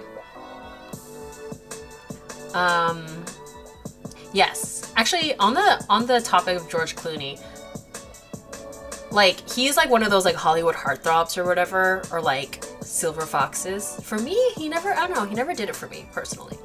Hey Tina, I sent you an email with something you might find interesting. I'm sure you haven't seen it yet, but I think it'll be a nice surprise. Oh, amazing. Okay, thank you so much. I don't know if I have not seen it. I wonder why. Hopefully, or maybe it ended up in my junk mail or something. I'll have to go check. Thank you though. My mother definitely was a stan. Yeah, I think maybe that might be part of it. Like maybe I was too young, but then again, like, but when I see like photos of like Marlon Brando, I'm like, oh yeah, like that is a heartthrob.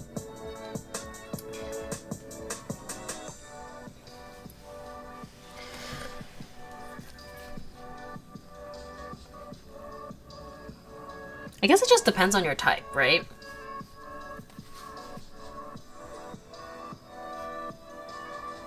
Who's everyone's current celebrity crushes? I'd love to know. This is a fun question. Male, female, actor, singer, whatever it is. I'd love to know. George Clooney, just no. Oh, you feel very strongly about this. Oh, that's so funny. That's funny. My mom hates the way George Clooney... Oh my gosh. Oh, I love this sudden, like... This sudden, people feel very strongly about this. I love it.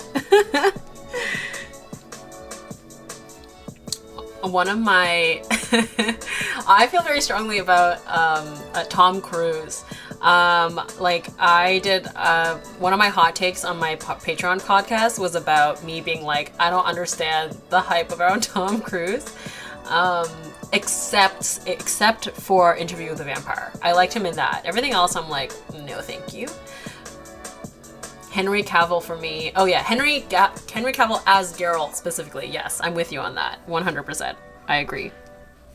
I stand by that. I think George Clooney is popular with older women, kind of like Tom Selleck. Wang Heidi. I've never heard of that person. He was just such a big deal back in the day, and I was like, why? And my forever crush is V. My boyfriend already knows he could never.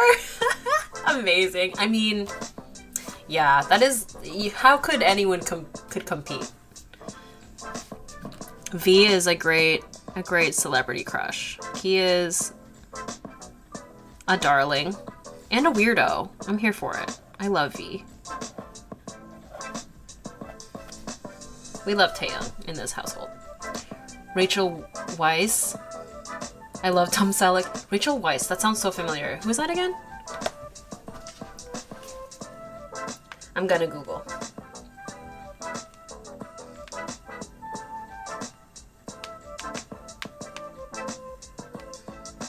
Rachel. Oh yeah, she's stunning. Oh yeah, I've seen her for sure. Oh, The Mummy. Yeah. Yes. Like, so I'm sure like the bi panic that people had watching The Mummy with Brendan Fraser and Rachel Weisz in The Mummy, like, hello. It's very on par with the first Pirates of the Caribbean with Keira Knightley and Orlando Bloom. Like, it's the same, you know. It's just like, oh my god, so hot. So good looking. I dislike Tom Cruise, and I don't know why. I also dislike Tom Cruise because he is unhinged. There is something dead behind the eyes. C-drama actor, also known as Dylan Wang. Yes. Okay. I'm gonna look him up too, because I'm sure he is good looking. You know, for the science, for the science.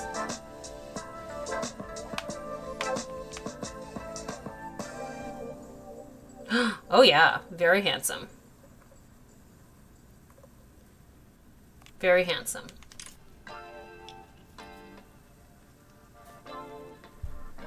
Never really had a celeb crush. That's fair. I know some people don't have celebrity crushes because they're like, I don't know that person. How could I have a crush? Which is like very valid. I think for me, it's like more about like the fantasy, or just like, you know, when you get attached to a particular performance that they did as a character, or especially in the K-pop world, you do actually get like a sense of what these people are like from like their variety content, or when you consume enough of their content in general. You know, and for me, like, a crush is like you're intrigued by like the idea of them, or like the concept of them. Did you hear about V's skin condition? Oh no, I didn't. Oh. Idris Elba. Oh yeah. Idris Elba needs to like do audiobooks. Has he done an audiobook? In my teens till my 30s, it was Leonardo DiCaprio. Oh yeah, he was a heartthrob for many, for sure. Like Titanic, Leo, I get it. For the science. Yes, of course. Now it's Gerard Butler. Ah, okay. Yep. That's a popular one too. Gerard Butler's never done it for me personally, but I understand. Henry Cavill, but only as Geralt, not Superman. Bomgyu! We love Bomgyu. Bomgyu's like my son. Not my celebrity crush, because I'm like significantly older than him, but he is my son. I love him. He's such a little menace. Bless. I would listen to Idris Elba, right? Exactly. I just really loved him in Romance, A Fairy and Devil. Got the bedroom eyes, gotta stare for the sides, for sure. Pretty sure Will Smith was the first celebrity crush because of Independence Day and Men in Black. Welcome to the Men in Black. I loved Men in Black. Obsessed. I didn't have a crush on Will Smith from it, but I loved Men in Black.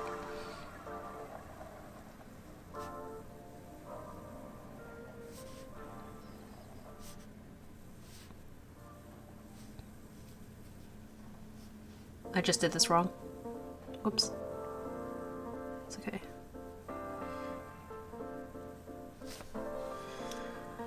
Yeah, it was supposed to be... It's okay. I did it wrong. It's supposed to be... Or... it's fine.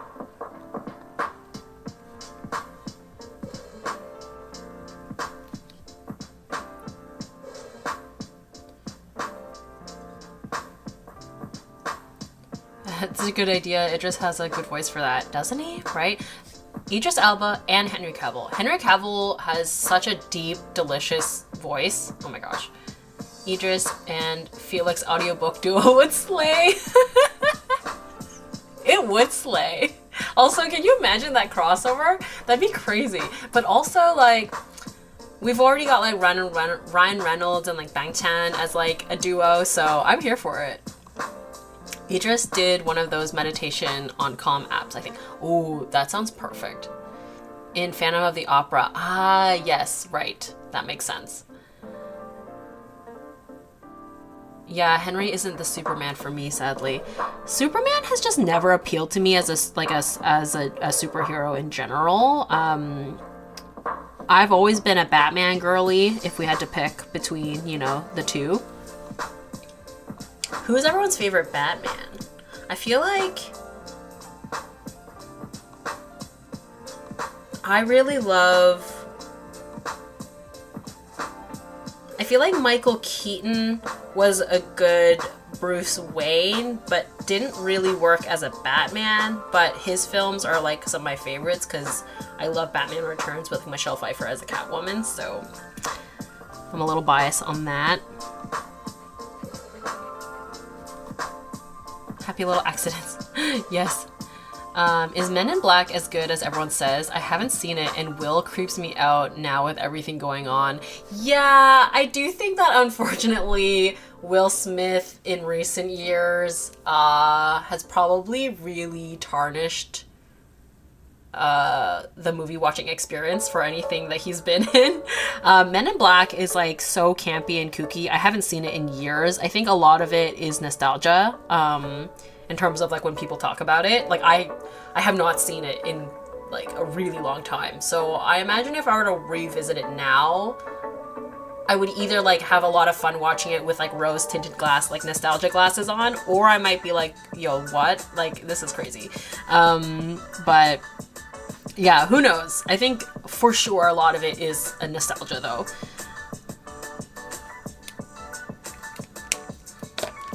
Stray Kids have no boundaries, so if it happened, I wouldn't even be surprised. Idris and Felix, wow. My girl crush was Sean Connery, Scottish accent every time. Aww. Sean Connery, like Bond, like James Bond, right? Right? Am I remembering that correctly? Michael Keaton for Batman, right? Keep in mind, it was the 90s, so a young Will Smith, way before whatever, this weird thing with his wife. Yes. It's a fun film. Yeah, Superman is really mid to me, but Batman is also hard for me because he is pretty static. I like less archetypal superheroes like Spider-Man and the X-Men. Yeah, totally. If we're like branching out into the worldwide, if we're branching out into like, yeah, like the like superhero genre as a whole, there's definitely like more interesting options out there for sure.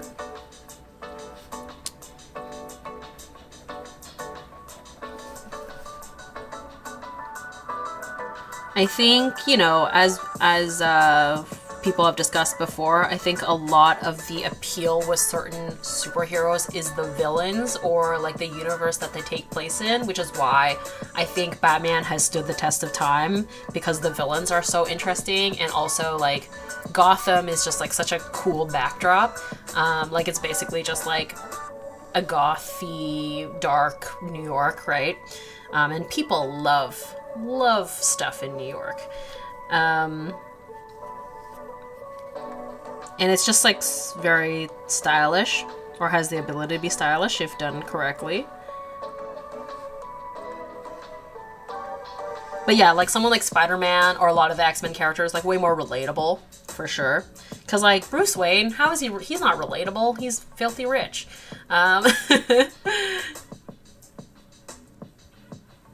Stay cool. I loved Arnold Schwarzenegger as Mr. Freeze. All the puns. Yeah, so fun. That movie, oh my god, I was obsessed with that as a kid because I, like, you know, I was young, I was a kid, so it was, like, super campy and, like, ridiculous. Uma Thurman as Poison Ivy. I had the biggest crush on the actor who played Robin, or, like, I had a crush on Robin, I should say, in that movie. Oh my gosh, love. So nostalgic for those. Gay Batman, Kevin Conroy, rest in peace King, is best Batman, and I will die on this hill. I will give you that. I haven't seen that version.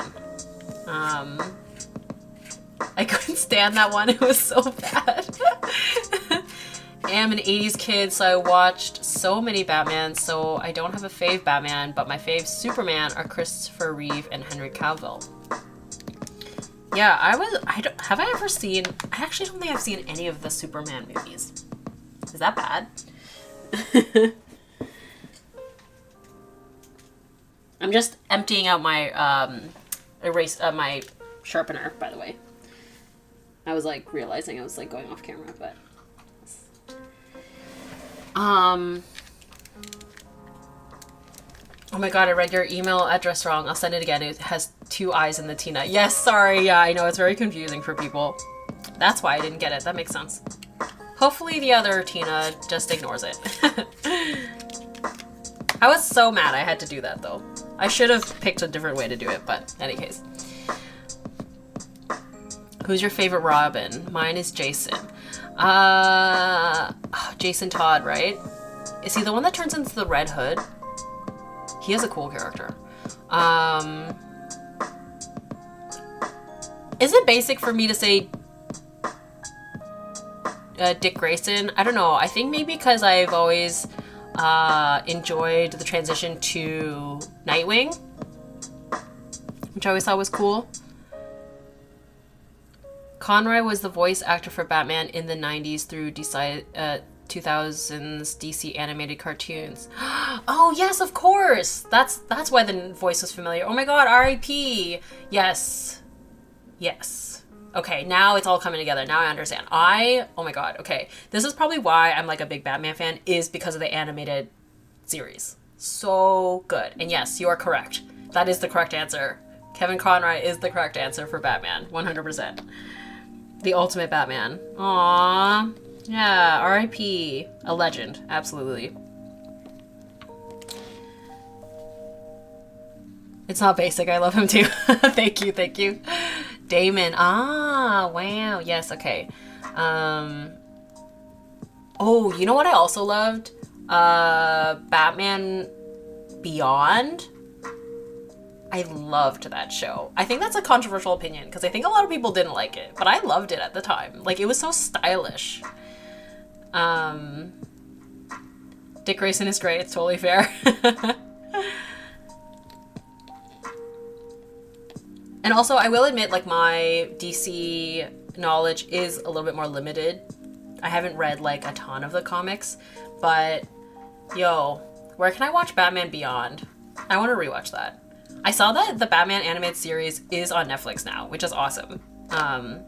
Which, fun fact, is where Harley Quinn was originated, not from the comics.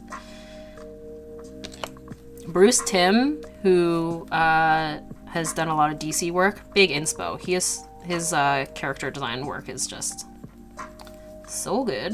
Also, I just realized how little artwork I've been making. Sorry, guys. I think it's on Netflix too. Is it? Batman Beyond slaps. That was also Kevin Conroy as Bruce Wayne / Batman. Okay, I'm gonna look on Netflix because I need to watch Batman Beyond. Like this, like the all black suit with just like the huge red insignia. It's so good. And then he had like these things on his arms, I think. It's so good. Batman Beyond was dope.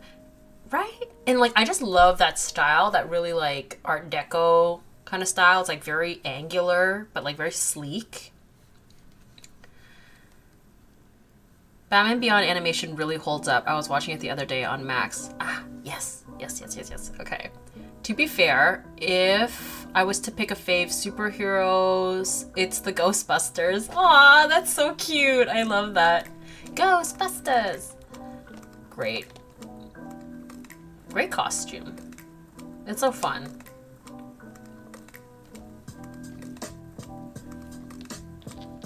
Okay. I'm getting very distracted. I wasn't expecting to talk about Batman today. I love that. And the Flash. Superman, Spider-Man. Yes. Yeah, Spider-Man, the Flash. I can definitely see with both of those characters, they have that like really like cheeky, fun, like charismatic personality, which I also really enjoy. Okay, we're gonna make some progress on this. Okay, what I want to do is let's bring some warmth to her cheeks. Oh, and also we gotta do the pearls on her face and like that whole thing. So maybe I will grab my white paint marker. Hold on.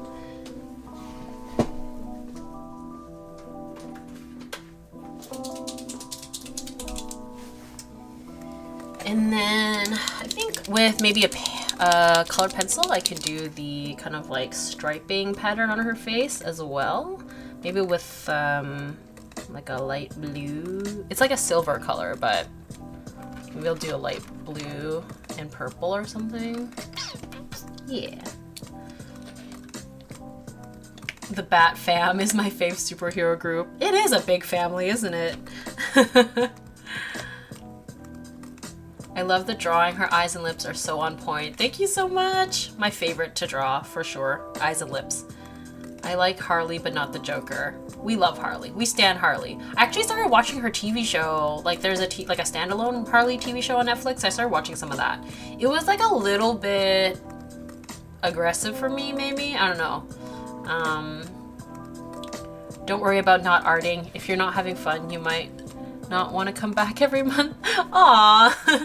I am having fun right now, actually. Right now I am. At the beginning, I was not, because I was like feeling quite like the art was ugly, but I actually really like how she's turning out, so I'm feeling good. But thank you. Yes, live streaming, it's important that we have fun. And yes, the animated series was the best iteration of Batman. It's the only one I've enjoyed. Yeah, animated Batman is the best. It's like what is it called, the Phantom something that was like attached to the animated series. So good. I really loved the Red Hood. Jensen Ackles voicing the Red Hood was like so delicious. I became obsessed with Harley Quinn late in high school and dressed up as her my senior year. Amazing. We love that. And she has so many costumes now. I feel like that would be so much fun. I really liked Birds of Prey. I know that like didn't create or didn't have a lot of buzz around it, but I quite liked it. I thought her costumes in it was so good.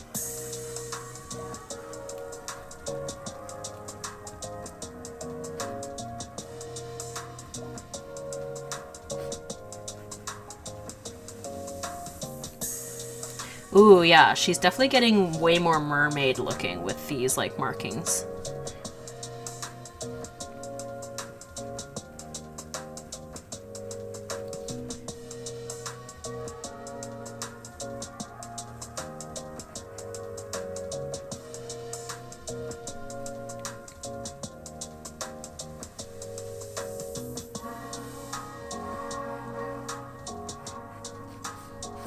Almost like a shark, like a handsome shark. Do y'all remember the show Misfits? I was obsessed.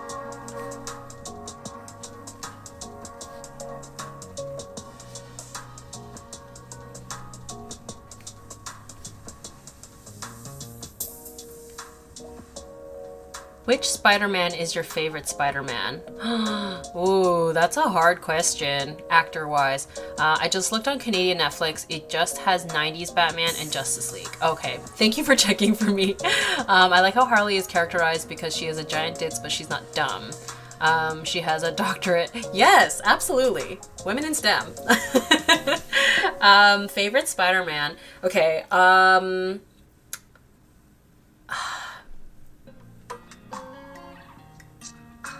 I do think Tom Holland fits the character really, really well, and actually looks like a convincing teenager. I think he does make the most sense, but yeah. No, I think that's, yeah. I think he feels like the most like an actual teenager to me. And I think he does both, like he fits well for Peter and Spider-Man. But I do also think that his films were probably the best as well, so there's like that bias too. Also, I just realized I did the markings on the inside of the eye the wrong way. Right? Yeah, I did. Should have been like this. Yeah, okay. But if we want to like circle back to like celebrity crushes that we were talking about earlier, like if I exclude K-pop, because if we were to include all of my K-pop biases, then we would be here all day, because that's like my true celebrity crush, crushes plural. But in terms of like Hollywood actors, I would say Andrew Garfield is my Hollywood celebrity crush right now. And so, but if I'm really genuinely thinking about like who has been like the most appropriate Spider-Man, it probably is Tom Holland, but yeah. Okay, there we go. That's what it's supposed to, there we go.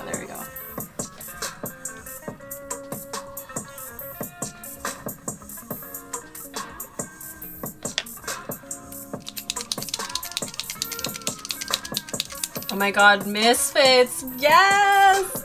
Okay. I was obsessed with Misfits, particularly the first like 2 or 3 seasons. Like my friends and I, like the chokehold that the future Simon had on us in like acting. He was acting. He was so good. Like he was so convincing as like both like past or present and future Simon in Misfits. Like amazing. Too many good Spider-Man to choose from. Like she messes up because she is messed up. Yes, 100%. Animation gets the perfect balance of Batman's broody / edgelord personality and how much he actually cares for his friends and his kids. Yeah, that's a really good way of describing it, for sure. I agree. I do think the superhero genre does thrive in animated content. It just makes more sense, honestly.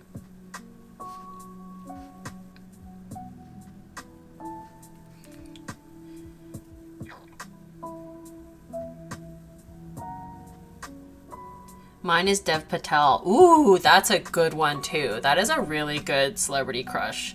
Dev Patel is also very, very handsome.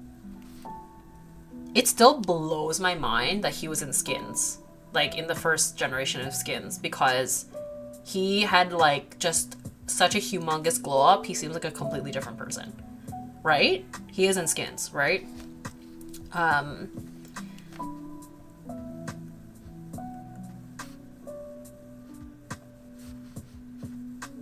I remember I really wanted The Green Knight to be good because Dev Patel was in it. And then I heard it wasn't. How do we feel about it? I haven't seen it yet.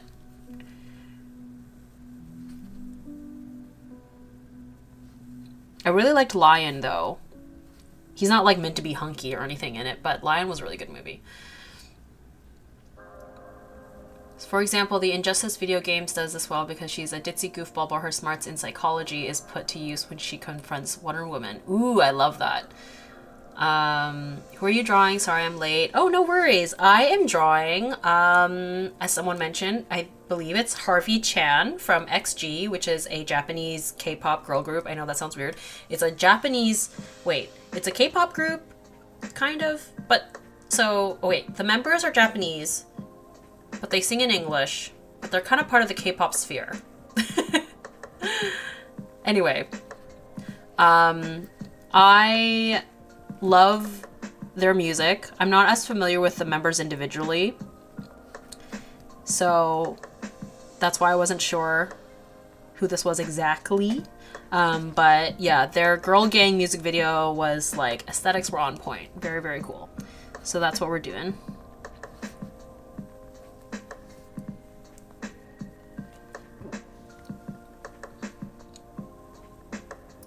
Is Misfits a cartoon or a TV show? It's a live action TV show. It was a UK show, and it was, honestly, it's kind of funny because I remember when the Umbrella Academy came out and Robert Sheehan was in it, and I was like, isn't this just Misfits? It's not, but he's also in that show, and his character also has like kind of similar powers. Anyway, it's like, yeah, it's like a fun satire take on the superhero genre. She's beautiful and so are the nails. Thank you. Yeah, oh my god, my nails are actually so aesthetically on par with this. That's actually amazing. I love it.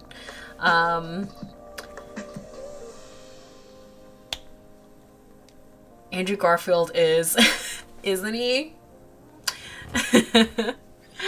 I only watched The Green Knight because Dev Patel was in it. I thought it was good, very unique, but I've never had the urge to watch it again. Okay, we're on the same page. I honestly, that's like the only reason why I want to watch it. So maybe I'll enjoy it. Wonder Woman has such a fascinating creation story. I really liked the first Wonder Woman. Like the Gal Gadot movie. Well, I loved the first like 2/3 of it. They kind of dropped the ball with the conclusion, but you know,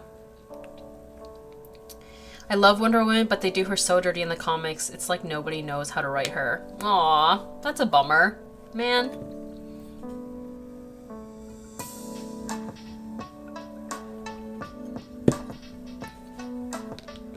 Okay. Where to go from here? Let's do...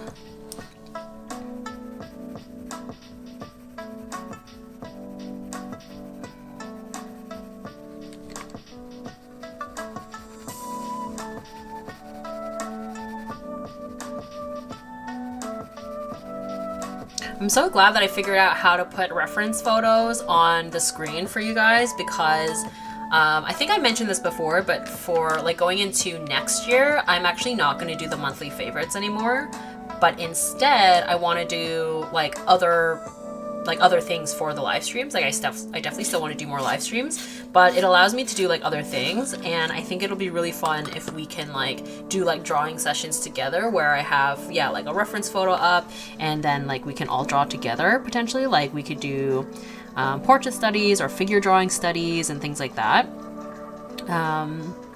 Yeah, basically I just wanted to be able to do different things with the live streams as opposed to being tied to just doing the favorites. So yeah, after this year there will not be I won't be doing monthly favorites next year.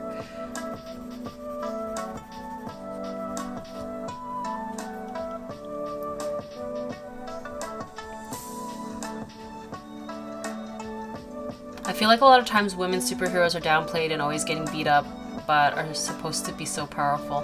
Classic Wonder Woman or current Wonder Woman? Yeah, I'm actually not as familiar with like the Wonder Woman kind of sphere.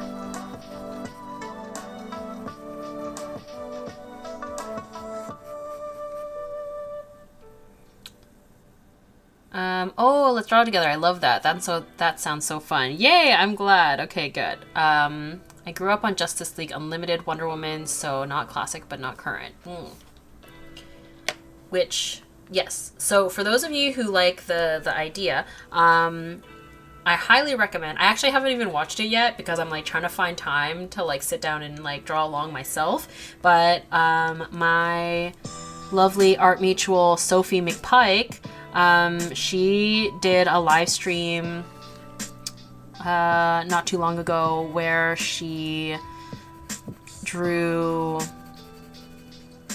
like different Barbies, like through like her different eras, like on live stream, and I think like had the reference photo up so that people could draw along, and I thought that was like such a great idea and so much fun. So I actually want to try and do it myself along with the stream at some point, which is why I haven't watched it yet. So yeah, I really love that idea, and so I'm like taking inspiration from that as well. But that'll be next year, which, I mean, is not even that far away at this point, which is crazy.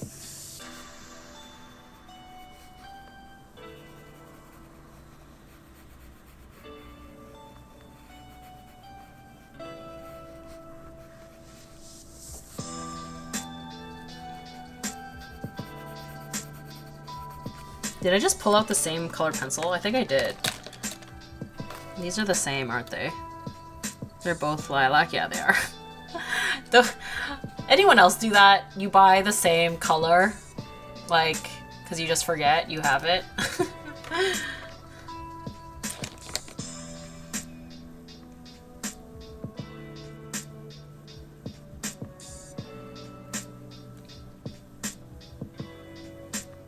Wow, it's beautiful. Thank you so much. Yeah, I feel very, very good about this. I was not feeling confident earlier, but I feel very good about this.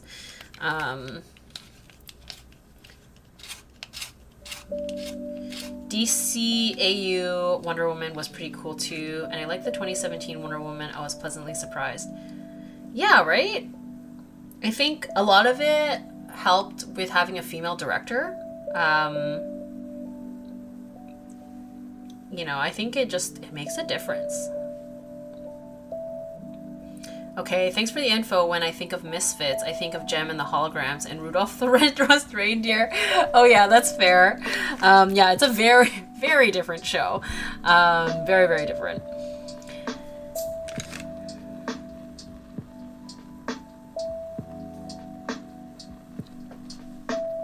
The Island of Misfit Toys. Yes. Those movies are really cute. I know earlier I was saying I'm not a Christmas girly, and I'm not, but I do enjoy those stop motion animation retro movies, like the Rudolph the Red-Nosed Reindeer, and the Island of Misfit Toys. Very, very cute. What happened in the sequel? I know, it was, oh man, it always happens. Like, why won't Hollywood learn? Like, don't have 3 million villains in your sequel or whatever. Like, it never works. Like, they had Kristen Wiig as, like, a villain, and then they had Pedro Pascal, and then they had, like, you know, like, the Chris Pine character come back. It's just, like, you gotta pick one. I really liked the idea of Chris Pine's character coming back. I thought that was fun. But yeah, they were just doing too much. Doing too many things. Any thoughts about a Discord server? I know you said tech isn't your thing, but it would be nice if we could chat like this all the time. Yes, okay. I've mentioned this before. I definitely do like the idea of a Discord. I unfortunately have not gone around to actually like putting it together at all, because of like this exact reason. I think that like we've clearly built like a really great community, and there's like so many different avenues of like topics that we cover, and I would love for you guys to be able to like take this beyond my live streams. But yeah, unfortunately, I feel like I'm having a hard time getting things done. So unfortunately the Discord server is like not at the top of the list right now, but I'm hoping that I'm thinking like I don't have any major like travel plans as far as I know, like January, February, March, like winter time. I feel like winter as well, like I just don't have as much of like a schedule like social wise either. So I think that I'll have more time to like get stuff done. So, but yeah, I'm really glad to hear that people are, you know, interested in a Discord server, because the worst would be like I like have all this build up and then like the Discord server is just like doesn't happen, or like I make it happen and then no one's interested in it. So but yes, I definitely think that would be a really great thing for all of you.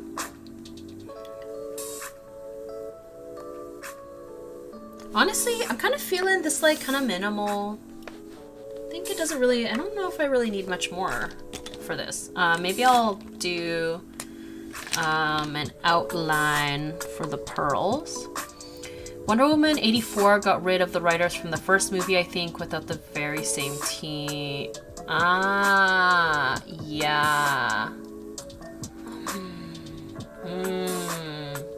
That makes sense, because it felt so different. It felt so different from the first one.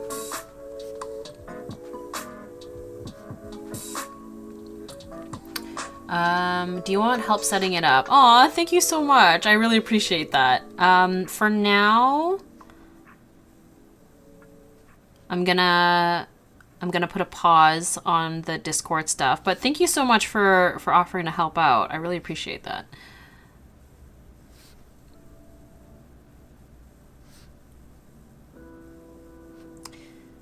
Yeah, I have discussed it with someone. I was discussing it with my friend, and they're like, yeah, like, you know, if you just open up like the floor to like if people want to offer to like help moderate and all those kinds of things. So again, it's like one of those things where I just have to put it in motion, but I haven't put it in motion yet. The styles are so different. Because I went like kind of more realistic with this one and a little bit more stylized, chibi almost with this one. It's kind of odd having them together, but it's fine. Like they feel so different from each other. It's okay.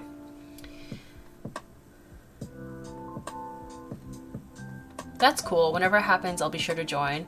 Honestly, not trying to dissuade you, but I think a community like this would revolve around a central figure, you, and so there might not be much activity in the Discord if you're not around.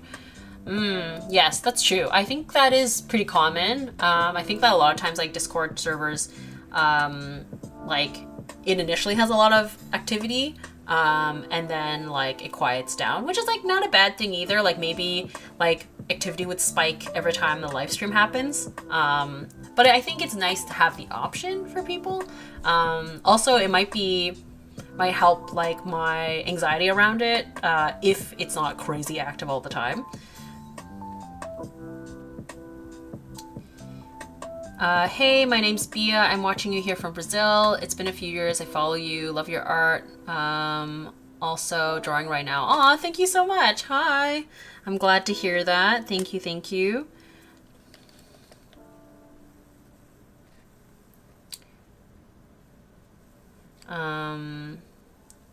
Well, it doesn't have to be super active, but Discord is nice for networking. Yeah, I think that like, yeah, it's just nice for like, just like a landing spot for you guys to connect with each other. And yeah, like I said, like if, you know, we got into like a certain topic during the live stream and then like, you know, I had to leave and then you guys can continue after the fact. Hello, Sticky Art Shorts. Hello.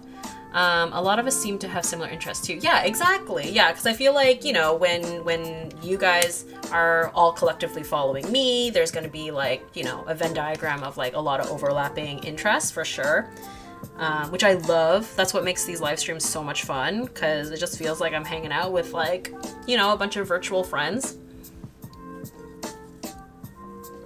I think it would also be helpful getting announcements out because YouTube doesn't always give notifications. Oh yeah, that's true. Yeah, I always forget that like Discord is a really common place for people to, like, yeah, like some people are just like very active on Discord. So I always forget about that because I'm not currently. But yeah, that is true. Like my friend, she made like a whole Discord thread or announcement about her birthday party, and like I don't really use Discord that much, so she like completely forgot, and then she like texted me like a week before and she was like, oh my god, I'm so sorry, I thought I sent you a message. It all worked out in the end, but yeah. True, a schedule helps. Unfortunately, yeah, I'm really bad at keeping up with a schedule. I apologize for that. Have you seen My Happy Marriage on Netflix? Is that an anime? It sounds familiar. Am I remembering correctly? My Discord always gives notifications to me, not YouTube so much. That is the common thread, isn't it? That YouTube is not very good at utilizing the notification aspect of it.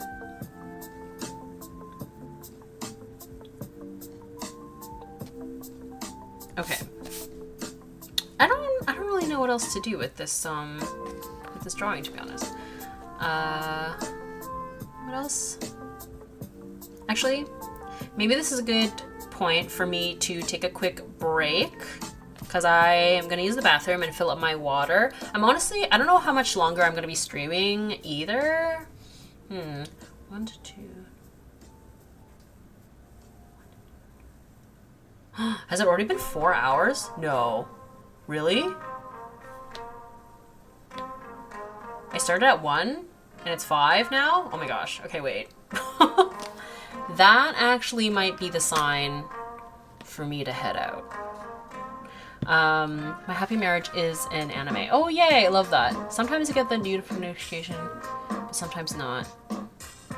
I think the algorithm messes with the notifications. The dang algorithm, right? Okay, actually, I think this is probably the sign for me to head out, because, yeah, we've been streaming for almost 4 hours. What the heck? How did that happen? I did not accomplish much, but having too much fun. Time has flown. It really has. Thank you guys so much for creating a fun space for me to hang out and spend my day. I love it. Thanks so much for the stream. I'm almost done with work too. Thanks for keeping us entertained today. Yay, I'm glad. Okay, let's zoom out. I know we didn't get, well, we got some stuff done. We got some stuff done. I'll fill out the rest and then post it on Instagram soon enough. So yeah, me as Lydia Deets for Halloween, and our girl, Harvey Chan from XG. I love when you do these. Thank you, Tina. Happy weekend. Yes, have a good weekend, everybody. I like the fishy girl. Isn't she so cute?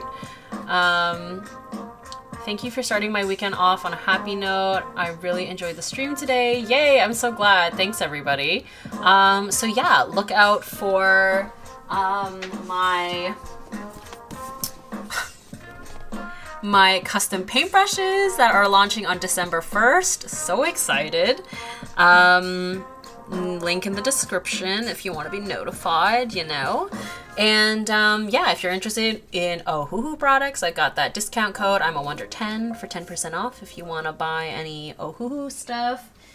And my shop is open as well if you're interested in purchasing prints, stickers, whatnot from me. That is also a thing. Girl, perfect timing to come in. I want to be notified. Yay! Amazing.